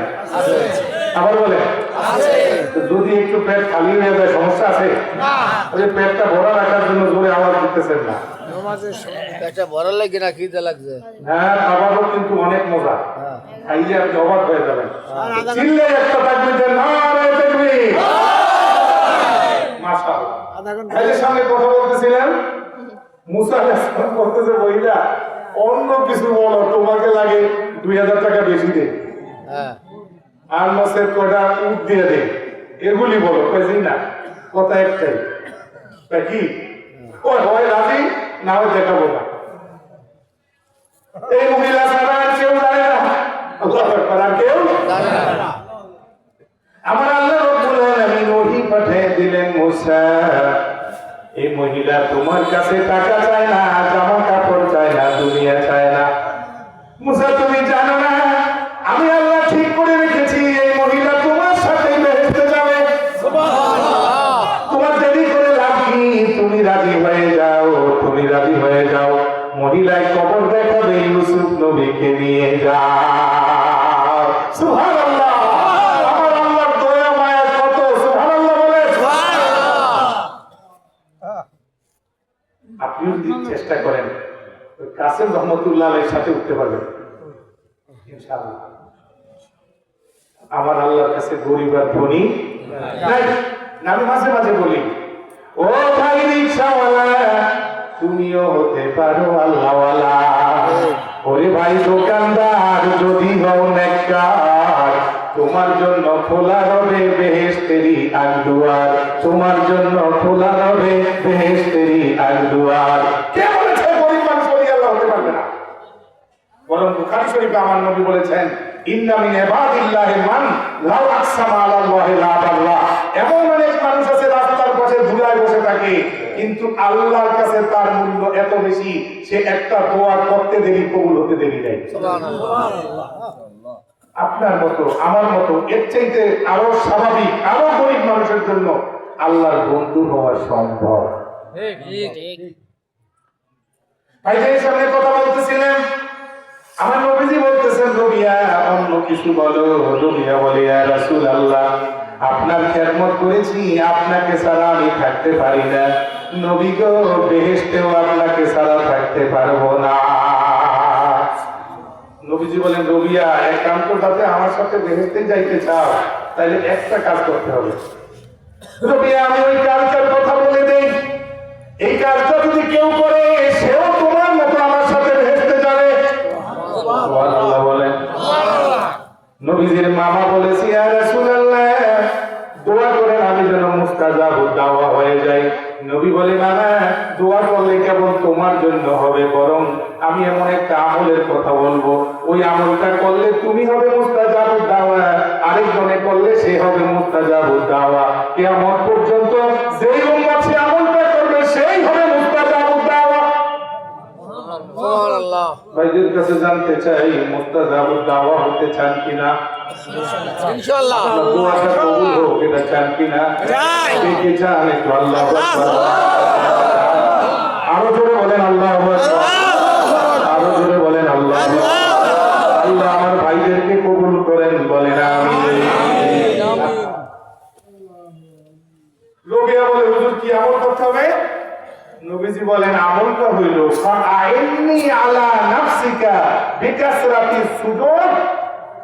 আমার সাথে যে বেহেশতে যাবে তার নামাজ পড়তে হবে বেশি বেশি। সুবহানাল্লাহ। নামাজ পড়তে হবে বেশি বেশি। বেশি বেশি। এরপর থেকে মানুষ যখনই রবিয়ার সাথে দেখা করতে গিয়েছে দেখেছে রবিয়া হয় রুকুতে আছে না হয় সিজদায় আছে। সুবহানাল্লাহ। আমি একজন উস্তাদ দেখেছি, আমার কলিগ ছিল মাওলানা নিজাম সংস্কৃতি দেলকাঠি হুজুর। আমি তাকে দেখেছি যে একসাথে চাঁদপুর গিয়েছি, রেল স্টেশনে দাঁড়ায় আমরা টিকিট করতেছি, সে এক পাশে দাঁড়ায় নামাজে দাঁড়িয়ে গেছে। রাস্তার মধ্যেও নামাজ পড়েছে, স্টেশনেও নামাজ পড়ে, লঞ্চের মধ্যেও নামাজ পড়ে, ফরজও পড়ে, নফলও পড়ে। চিৎকার দিয়ে বলেন সুবহানাল্লাহ। আইনি আলা নাফসিকা বিকাসরাতিস সুজুদ, বেশি বেশি সাজদা করে আল্লাহকে নবীর সাথে যেতে পারবে। সুবহানাল্লাহ। বাকি আছে কয়টা? একটা কথা, একটা কি? নবীর মামা মনে আছে না? কার কথা বাকি আছে? নবীজি বলে, মামা দোয়া করলে তো আপনার একা হবে, আমি একটা আমল বলে দিই, ওই আমলটা যে করবে সে মুস্তাজাবুদ দাওয়া হয়ে যাবে। সুবহানাল্লাহ। সুবহানাল্লাহ। মামা বলল যে ইয়া রাসূলুল্লাহ সে আমলটা কি? নবীজি বলেন, একেবারে ছোট, আপেল মাটা মাটা তাকুন মুস্তাজাবাত দাওয়া, হালাল খাও দোয়া কবুল হয়ে যাবে। সুবহানাল্লাহ। কথা বলেন কি খেতে হবে? হালাল না হারাম? হালাল। আওয়াজ দিয়ে বলেন হালাল না হারাম? বাড়ির পাশে একজনের শাক খেতে আছে, লাল শাক আর ধনিয়া পাতা, কতগুলো নিয়ে আসলেন উঠাইয়া, পরের দিন দেখা যে তোমার ক্ষেতের থেকে একটু শাক নিয়েছিলাম, বুঝছো তো? হালাল খাইছেন না হারাম খাইছেন? একটু আওয়াজ দিয়ে বলেন। কারণ তাদের তো জানাইছেন, জানাইলে কাজ হবে না। আবার বলেন কাজ হবে না, কারণ আমার নবীজি বলেছেন লা ইয়াহিল্লু মালু ইমরিন মুসলিমিন ইল্লা বিতিবি নাফসিন মিনহু, কোন মুসলমানের মনের সন্তুষ্টি ছাড়া তার মাল হালাল হবে না। হাদিসটা মনে রাখতে হবে। কি ছাড়া হালাল হবে না? মনের সন্তুষ্টি। আবার দিতে হবে, কি ছাড়া হালাল হবে না? মনের সন্তুষ্টি। মনের সন্তুষ্টি। না মুখের সন্তুষ্টি? মনের সন্তুষ্টি। মুখের না মনের? মনের। মুখের না মনের? মনের। মুখের না মনের? মনের। সুতরাং আমি দেখেছি কোন কোন এলাকায় বাবা মারা গেছে, বোনেরা সম্পদ পাবে, ভাই হজে যাবে, হজে যাওয়ার আগে বোনদেরকে দাওয়াত দিয়ে বলতেছে, দেখ আমি তো হজে যাই, অনেক টাকা খরচ হবে, বাবার সম্পত্তি তোরা পাবি, আমার বেশি তৌফিক নাই, 30,000 টাকা করে দিয়ে দে। তো বোনেরা চুপ করে দিচ্ছে, ভাইয়ের সামনে লজ্জায় কিছু বলে না। 30,000 টাকা করে নিয়ে গেছে, পথে যাওয়ার পর একজনে জিজ্ঞাসা করে, কি খবর, দিয়ে দিছেন? ও কি করবো, লজ্জায় বলে দিয়ে দিছি। বলেন তো ওই সম্পদগুলি নেওয়া ভাইয়ের জন্য হালাল না হারাম? আওয়াজ দেয়া বলেন হালাল না হারাম? আওয়াজ দেয়া বলেন হালাল না হারাম? কেমন হারাম? কুত্তার গোশত খাওয়া যেমন হারাম, তার চাইতেও বেশি হারাম। এমন লোক কিন্তু বরিশাল নাই, কাসেমাবাদ মোড়েও নাই। আছে আছে। কখনো বোনকে ঠকানো যাবে না, মজলিসে লজ্জা দিয়ে কিছু নেওয়া যাবে না, হৃদয় থেকে রাজি হওয়ার আগ পর্যন্ত ওই সম্পদ হারাম হবে না, হারাম হবে, হারাম হবে, হারাম হবে। চিৎকার দিয়ে বলেন আল্লাহু আকবার। সুতরাং ভোটে নির্বাচিত হলে যে কোন দল মেনশন নয়, ভোটে নির্বাচিত হলে গরিব মানুষের জন্য সরকার যে সাহায্য দিবে, এই টাকাটাকে নেতাজি যদি তার বাবার টাকা মনে করে খায়, ওই নেতাজি হালাল খাইল না শুয়োর খাইল? আবার বলেন কি খাইল? একজন সাধারণ মানুষের গুনাহ মাফ হইতে পারে, ওই নেতার গুনাহ ততক্ষণ পর্যন্ত মাফ হবে না যতক্ষণ পর্যন্ত ওই অঞ্চলের সকল গরিবের একজন একজন করে পাও করে মাপতে না চাইবে, ততক্ষণ পর্যন্ত তার জন্য আল্লাহ মাফ করবে না। ছোট্ট একটা উদাহরণ দিয়ে আরেকটি কথা বলে আলোচনা সমাপনের দিকে নিয়ে যাচ্ছি। হযরত ওমর রাদিয়াল্লাহু তাআলা আনহু, আমার সাথে বলতে হবে কি নাম? 22 লক্ষ বর্গ মাইলের প্রেসিডেন্ট। শাম দেশের গভর্নরের নাম হলো মুয়াবিয়া। কথার জবাব দিতে হবে। শাম দেশের গভর্নরের নাম কি? তখনকার শাম দেশ এখন হলো 4টা দেশ, ফিলিস্তিন, লেবানন, সিরিয়া, জর্ডান। কয়টা হচ্ছে ভাই? কি কি? ফিলিস্তিন, লেবানন, জর্ডান, লিবিয়া। সিরিয়া। এই 4টা দেশ মিলে একটা দেশ ছিল। দেশটার নাম ছিল কি? শাম দেশ। শাম দেশের গভর্নরের নাম মুয়াবিয়া রাদিয়াল্লাহু তাআলা। মুয়াবিয়া রাদিয়াল্লাহু তাআলা অনেকগুলো পাত্র পাঠাইছেন। তখনকার পাত্র ছিল চামড়ার মস্ক এবং এর উপরে ইনটেক করা হয়েছে ভিতরে জৈতুনের তেল। কিসের তেল? জৈতুন। শত শত বক্স এসেছে তেল। ওমর রাদিয়াল্লাহু তাআলা দেখেই বুঝলেন যে এটা গরিবের জন্য, এটা বাইতুল মাল রাষ্ট্রীয় কোষাগারে থাকবে, এখান থেকে আমি ওমরের জন্য হালাল না। আমাদের এই যুগের নেতা হইলে কি করত?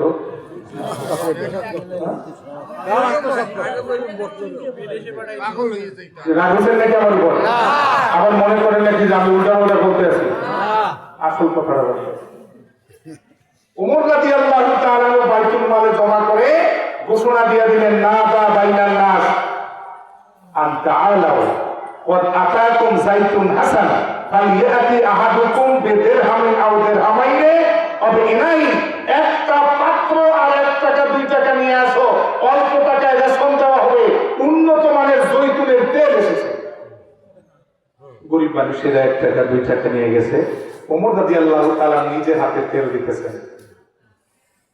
তেল দেওয়ার পর একটা যখন পাত্র খালি হয়ে যায়, উনি পাত্রটাকে উপর করে রাখেন। ভাই উপর করে রাখি কেন? ভিতরে 2-1 ফোঁটা থাকতে পারে, সেটা যাতে নিগড়াইয়া পড়ে, এই জন্য 3টা এভাবে উপর করে রাখছে। ওমর রাদিয়াল্লাহু তাআলার পাশে যে ওনার একটা ছোট্ট ছেলে আছে, উনি দেখে নেই। উনি তো সকলকে দিতে আছে, ওই ছেলেটা আবার ওই যে পাত্র উপর করে রাখছে সেটার মুখের মধ্যে আঙ্গুল দিয়া দুইয়ের ফোঁটা নিয়ে মাথায় দিতে আছে। 3টা পাত্র থেকে মাথায় দিছে, এর মধ্যে হযরত ওমরের নজর পড়ছে। ওমর রাদিয়াল্লাহু তাআলা দেখি বললেন যে ইবতাহানটা, এই মাথায় তেল দিছো নাকি? কই না, জি দিছি তো। কই মান আবতালাকাল ফুলুস, তোমার টাকা দিছে কে? কই না না, ওই যে আপনি তেল দেওয়ার পর যে পাত্র খালি ছিল ওটার থেকে আমি দুইয়ের ফোঁটা নিয়ে মাথায় দিছি। ওমর বলে সুবহানাল্লাহ, গরিব মানুষেরা টাকা দিয়ে তেল কিনে নেয় আর আমিরুল মুমিনিনের সন্তান বিনা টাকায় রাষ্ট্রীয় সম্পদ মাথায় দেয়। বাহ, আল্লাহ। ওমর রাদিয়াল্লাহু তাআলা নাপিত খবর দিলেন, নরসুন্দর খবর দিয়ে বললেন, আমার ছেলের মাথাটাকে নাইয়া তুলে দাও। এই রাষ্ট্রীয় তেল যে চুলের সাথে লেগেছে ওই চুল যাতে আমার বাসায় না যায়। আল্লাহু আকবার। এর নাম হলো মুসলমানের নেতা। অতএব আমরা এই দেশে এইরকম লোক দেখতে চাই না, যেই লোক নামাজের টাইমে হইলে নামাজ পড়তে জানে না, নামাজের কথা বললে নামাজ বুঝে না, ওটা দেখতেই চাই না। রাগ করলেন নাকি? ঠিক কইছেন। ভাইদের সামনে বলতেছিলাম 3 নাম্বার প্রশ্ন আমার আল্লাহ জিজ্ঞেস করবেন, ওয়ান মালিহি মিন আইনা ইকতাসাবাহু ওয়া ফিমা আনফাকাহু। বলো বলো, কোন পথে টাকা আয় করেছো আর কোন পথে ব্যয় করেছো? একটা একটা করে টাকার হিসাব দেওয়ার আগে জমিন থেকে পা উঠাতে দেব না। শিক্ষা দেওয়ালেন আল্লাহু আকবার। আর একটু কথা বলে আমি সমাপ্তির দিকে যাব, দোয়া মোনাজাত আছে, আরো কথা আছে।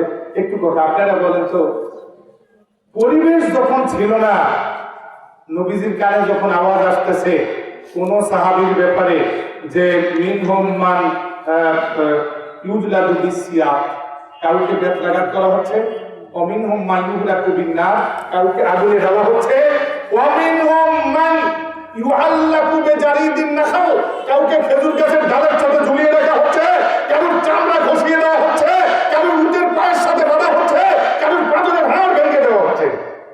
নবীজি বললেন যে লাউ খালাসতু ইলা আরদি হাবাসা ফাইন্না বিহা মালিকা লা ইউজলামু ইনদাহু আহাদুন, যদি তোমরা ইথিওপিয়া যেতে, সেখানে একজন বাদশা আছে, সে কারোর উপর জুলুম করে না।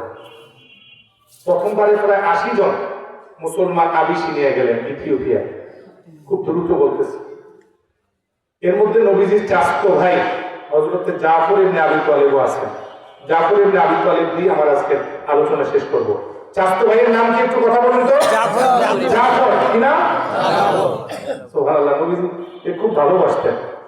নবীজি বলতেন যে জাফরকে, আনতা আসবাহতা খালকি ওয়া খুলুকি, তোমাকে দেখতেও আমার মতো, স্বভাবটাও আমার মতো। সুবহানাল্লাহ। এরা ইথিওপিয়া গিয়ে কয় বছর ছিলেন? প্রথম ছিলেন 7 বছর কি 8 বছর। এর মধ্যে নবীজি মদিনায় হিজরত করেছেন। নবীজি তখনও বলেন না যে তোমরা এখন মদিনায় আসো। কেন বলেন না? তখনও পরিবেশ হয় নাই। 15 বছরের মাথায় হাত্তা আকমালু খামসা আশারাতা সানাতান, 15 বছরের মাথায় নবীজি বলেন আনতা আলাউ ইলাইনা, এখন তোমরা আসো। ততদিনে সাত আর সাত যুবক বৃদ্ধ হয়ে গেছে, ওয়া কাবুলা সগীর, ছোট্ট বাচ্চাটা বড় হয়ে গেছে। এমনকি ওই দেশে আরবের মানুষের কিছু সন্তান জন্মগ্রহণ করেছে, তারা আরবি ভাষা জানে না, ইথিওপিয়ার ভাষায় কথা বলে। এর মধ্যে একটা মেয়ের নাম হলো উম্মে খালিদ বিনতে আবি নাস, ছোট্ট বাচ্চা, এটা বুখারীতে আছে। নবীজির কাছে আনা হলো। উহুদি আলী রাসূলিল্লাহ সাউমুন ফিহি আলাম, নবীজিকে একটা চাদর দেওয়া হয়েছিল, চাদরের মাথায় নকুশ ও খুতুত সুন্দর সুন্দর নকশা করা। নবীজি উম্মে খালিদ ছোট্ট একটা মেয়ে, ফাআলবাসাহান নবী সাল্লাল্লাহু আলাইহি ওয়াসাল্লাম সাওবা বিয়াদিহি শরীফা, নিজের হাতে তার গায়ে চাদরটা পেঁচাইয়া দিয়া এরপরে তাকে ওই নকশা দেখাইয়া বলতেছেন যে সানা সানা, হাবশি ভাষায় সানা, সানা অর্থ হলো জামিল, হাসান। যে ও তো হাবশি কথা বলে, ও তো আরবি পারে না, এই জন্য নবীজি ওই ভাষায় কথা বলতেছেন। দুইটা কথা বলি, নবীজির চাচা জাফর মনে আছে না নাই? 15 বছর পর সে যখন এসেছে, নবীজি এত খুশি হয়েছেন, সাথে জড়ায় ধরেছেন, কপালের মধ্যে চুম্বন দিয়েছেন, এরপরে বলেছেন মা আদ্রি বিআইহিমা আনা শুকরু, আমি জানি না যে কুতুবে জাফরে আসার কারণে আমার বেশি খুশি লাগে নাকি খায়বর জয়ের কারণে বেশি খুশি লাগে। জাফর রাদিয়াল্লাহু তাআলা খুব ছোট করে বলতেন, তার স্ত্রীর নাম হলো আসমা বিনতে উমাইস। আর 5-7 মিনিট নামটা মনে রাখা যাবে, আসমা। নামটা কি বলেন না? কি নাম? আল্লাহু আকবার। স্যার আসমা কেমন ছিলেন? আসমা একদিন ওমর রাদিয়াল্লাহু তাআলার মেয়ে নবীজির স্ত্রী হাফসার ঘরে গেছেন, হযরত ওমরও গেছেন। ওমর গিয়ে হাফসাকে বলতেছে, হাফসা মান হাজিহি, বাসায় ওই মহিলা কে? ওয়ালা আসমা বিনতে উমাইস। হযরতে হাফসা বলতেছেন হইল হযরতে জাফরের স্ত্রী আসমা বিনতে উমাইস। ওমর বলতেছে তাই নাকি? আল হাবশিয়াতু হাযিহি আল বাহরিয়াতু হাযিহি, ওই যে আবিসিনে হিজরত করে গেছে সমুদ্র দিয়ে, সে নাকি? বলার নাম হাফসা বলে জি। ওমর বলতেছে শোনো, সাবাকনাকুম বিল হিজরা, আমরা হিজরত করেছি মদিনায়, ফানানু আহাক্কু বিকুম বিরাসূলিল্লাহ, নবীজির কাছে তোমাদের চাইতে আমরা বেশি কাছে, কারণ আমরা নবীজির সাথে ছিলাম। নবীজির যুগের মুসলমানেরা সব মানতে রাজি আছে, আরেকজনকে বেশি নেক দিতে রাজি নেই।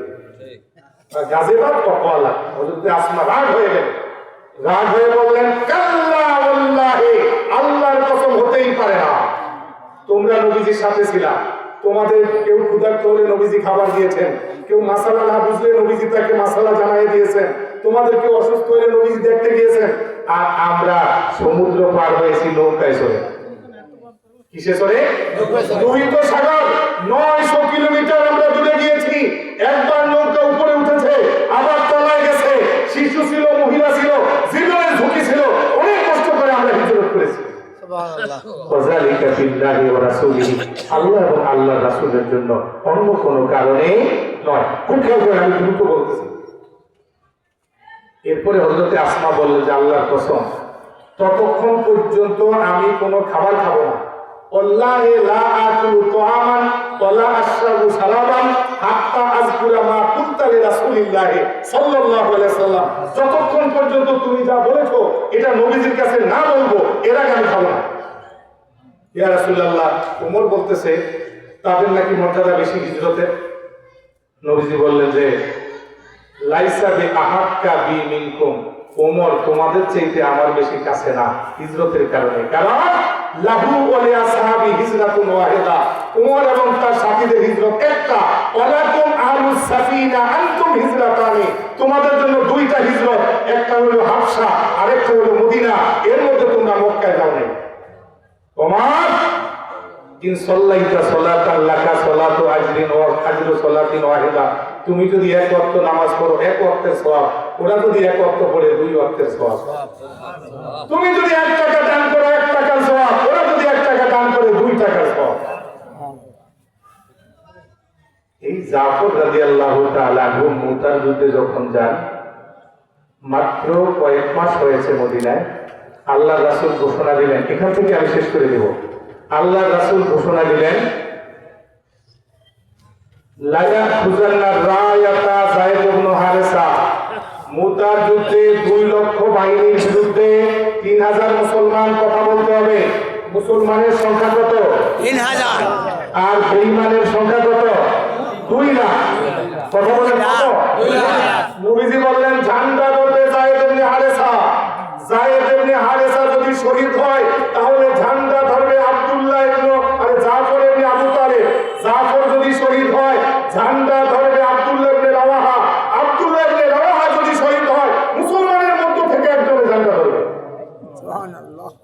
শুধু এতটুকু কথা নিয়ে এখন গবেষণা চলতেছে পৃথিবীতে, ভাবতে পারবেন আপনার বিশ্বের পরাশক্তি আমেরিকার প্রেসিডেন্ট শয়তান ডোনাল্ড ট্রাম্প, সে যখন আপনার ওই যে একজন প্রেসিডেন্ট এবং তার স্ত্রীকে অ্যারেস্ট করে নিয়েছে, মাদুরো, আরে আপনার ভেনেজুয়েলার প্রেসিডেন্ট এবং তার স্ত্রীকে অ্যারেস্ট করার পর সে রক্ত চক্ষু ঘুরাইতেছে ইরানের বিরুদ্ধে, তখন ইরানের প্রেসিডেন্ট এই হাদিসটা করতেছে যে মুতার যুদ্ধে নবীজি কি ব্যবহার করেছিলেন। নেতা 3 জন ঠিক করে বলছেন এরপরে একজন আসবে, ইরানের প্রেসিডেন্ট 3 স্তর ঠিক করেছেন। প্রেসিডেন্ট মারা গেলে সুপ্রিম পাওয়ার যার সে মারা গেলে এরপরে আসবে কে, সে মারা গেলে এরপরে আসবে কে। এই যুদ্ধ নিয়ে গবেষণা করতেছেন যে কিভাবে হলো। হযরতে জাফর শহীদ হয়ে গেলেন, আব্দুল্লাহ বিন রাওয়াহা শহীদ হয়ে গেলেন, খালিদ বিন ওলীদ মাত্র 3000 লোক নিয়ে কিভাবে জয়লাভ করলেন। দেখছেন যে তার রণকৌশল। আরবি ভাষায় যুদ্ধের মধ্যে 5টা গ্রুপ থাকে, মুকাদ্দামা, সাকা, মাইমানা, মাইসারা, তলব। সামনে পিছনে ডানে বায়ে। খালিদ বিন ওলীদ সামনের গ্রুপকে পিছনে আনলেন, পিছনের গ্রুপকে সামনে নিলেন, ডানের গ্রুপকে বায়ে নিলেন, বায়ের গ্রুপকে ডানে নিলেন। যার পোশাক সাদা তাকে দিলেন সবুজ, যার সবুজ তাকে দিলেন হলুদ, যার হলুদ তাকে দিলেন লাল। পিছনে যারা ছিল ওরা আগের দিন যুদ্ধ করে নেয়, ওরা ক্লান্ত হয়ে নেয়, ওরা এখন সামনে। ওদের সামনে রোমের বাহিনী আসছে, এসে দেখে আগে যাদের সাথে যুদ্ধ করলাম তারা তো না, তাহলে এদের সৈন্য নতুন আরো আসছে, ওরা ভয় পেয়ে গেছে। এই যুদ্ধ নিয়ে গবেষণা চলতেছে বর্তমান বিশ্বে। আর মানুষ অবাক হয়ে যাচ্ছে, কেমন পর্যন্ত যা প্রয়োজন সব কিছু আছে আমার নবীর কথার মধ্যে। চিৎকার দিয়ে বলেন সুবহানাল্লাহ। ভাইদের সামনে সংক্ষেপে কথা বলতেছি। এই জাফর ইবনে আবু তালেব কিন্তু আবিসিনিয়ার মধ্যে যখন কাফেররা বাহিনী পাঠিয়েছিল, সকল মন্ত্রীর বাসায় উপহার দিয়েছিল আর বলেছিল মুসলমানদেরকে বহিষ্কার করার জন্য। মক্কার কাফেররা আবিসিনিয়ার প্রেসিডেন্টকে সিজদা করেছিল। তখন জাফর যাচ্ছে আর আবিসিনিয়ার প্রেসিডেন্ট বলতেছে ওদেরকে জিজ্ঞাসা না করে আমি পাঠাবো না। তখন জাফর গিয়ে সিজদা করে দেয়। কি বলেছেন? সালামুন আলা মান ইত্তাবাল হুদা। আবিসিনিয়ার প্রেসিডেন্ট বললেন যে তুমি সিজদা করো না কেন? বলে করি না এই জন্য যে আমাদের নবীর নিষেধ, আমরা নবীকেও সিজদা করি না, আল্লাহ ছাড়া আর কাউকে আমরা সিজদা করি না। বলে তোমাদের নবী কি বলে? বলে দেখেন আমরা ছিলাম খারাপ মানুষ, আমরা মুদ্দার খাইতাম, আমাদের অনেকে উলঙ্গ হয়ে বাইতুল্লাহ তওয়াফ করতো, আমাদের হালাল হারাম ছিল না। এই নবী আমাদেরকে সব শিখিয়েছেন, আত্মীয়তার বন্ধন শিখিয়েছেন, সমাজের শান্তি শিখিয়েছেন, পাড়া প্রতিবেশীর অধিকার শিখিয়েছেন, নামাজ শিখিয়েছেন, পবিত্রতা শিখিয়েছেন। আবিসিনিয়ার প্রেসিডেন্ট বলতেছে তোমাদের নবী কি বলে একটু শোনাও। জাফরের তখন মনে হইল আসার সময় নবীজি একটা সূরা দিয়েছিলেন সাথে, সেটার নাম কি? সূরা মরিয়ম। কি নাম? সূরা মরিয়ম। হযরতে জাফর যখন সুন্দর করে সূরা মরিয়ম তেলাওয়াত শুরু করলেন, একটু পরে নজর করে দেখেন আবিসিনিয়ার প্রেসিডেন্টের চোখের পানিতে তার সামনের কিতাব বুঝতে আছে। এরপর আবিসিনিয়ার প্রেসিডেন্ট মুসলমান হয়ে গেলেন। সুবহানাল্লাহ বলেন। আপনারা জানেন কাল হাসরের মাঠে কোরআন শরীফ কথা বলবে, কারণ আমার নবীজি বলেছেন অল কোরআন হুজ্জাতুল লাকা ওয়া আলাইকা, কোরআন শরীফ তোমার পক্ষে কথা বলবে অথবা বিরুদ্ধে। আপনারা কি চান যে কোরআন শরীফ আমাদের পক্ষে কথা বলুক? আওয়াজটা সুন্দর হয় নাই, তাহলে কি বিপক্ষে চান নাকি? না, চাই। কোরআন শরীফ পক্ষে কথা বলুক চান? চাই। আল্লাহু আকবার। আল্লাহ কবুল করুন, বলেন আমিন। তাহলে এত সুন্দর একটা মাদ্রাসা, এখানে হযরত কাসেম রাহমাতুল্লাহ আলাইহি উত্তরসূরিরা তারা এখানে তাহফিজুল কোরআন, কোরআন শরীফ মুখস্থের ব্যবস্থা করেছে। এই পৃথিবীর সবচাইতে বড় ইউনিভার্সিটি। বলেন এই মাদ্রাসাটার সাথে আমাদের লেগে থাকা দরকার আছে না? আছে। আওয়াজ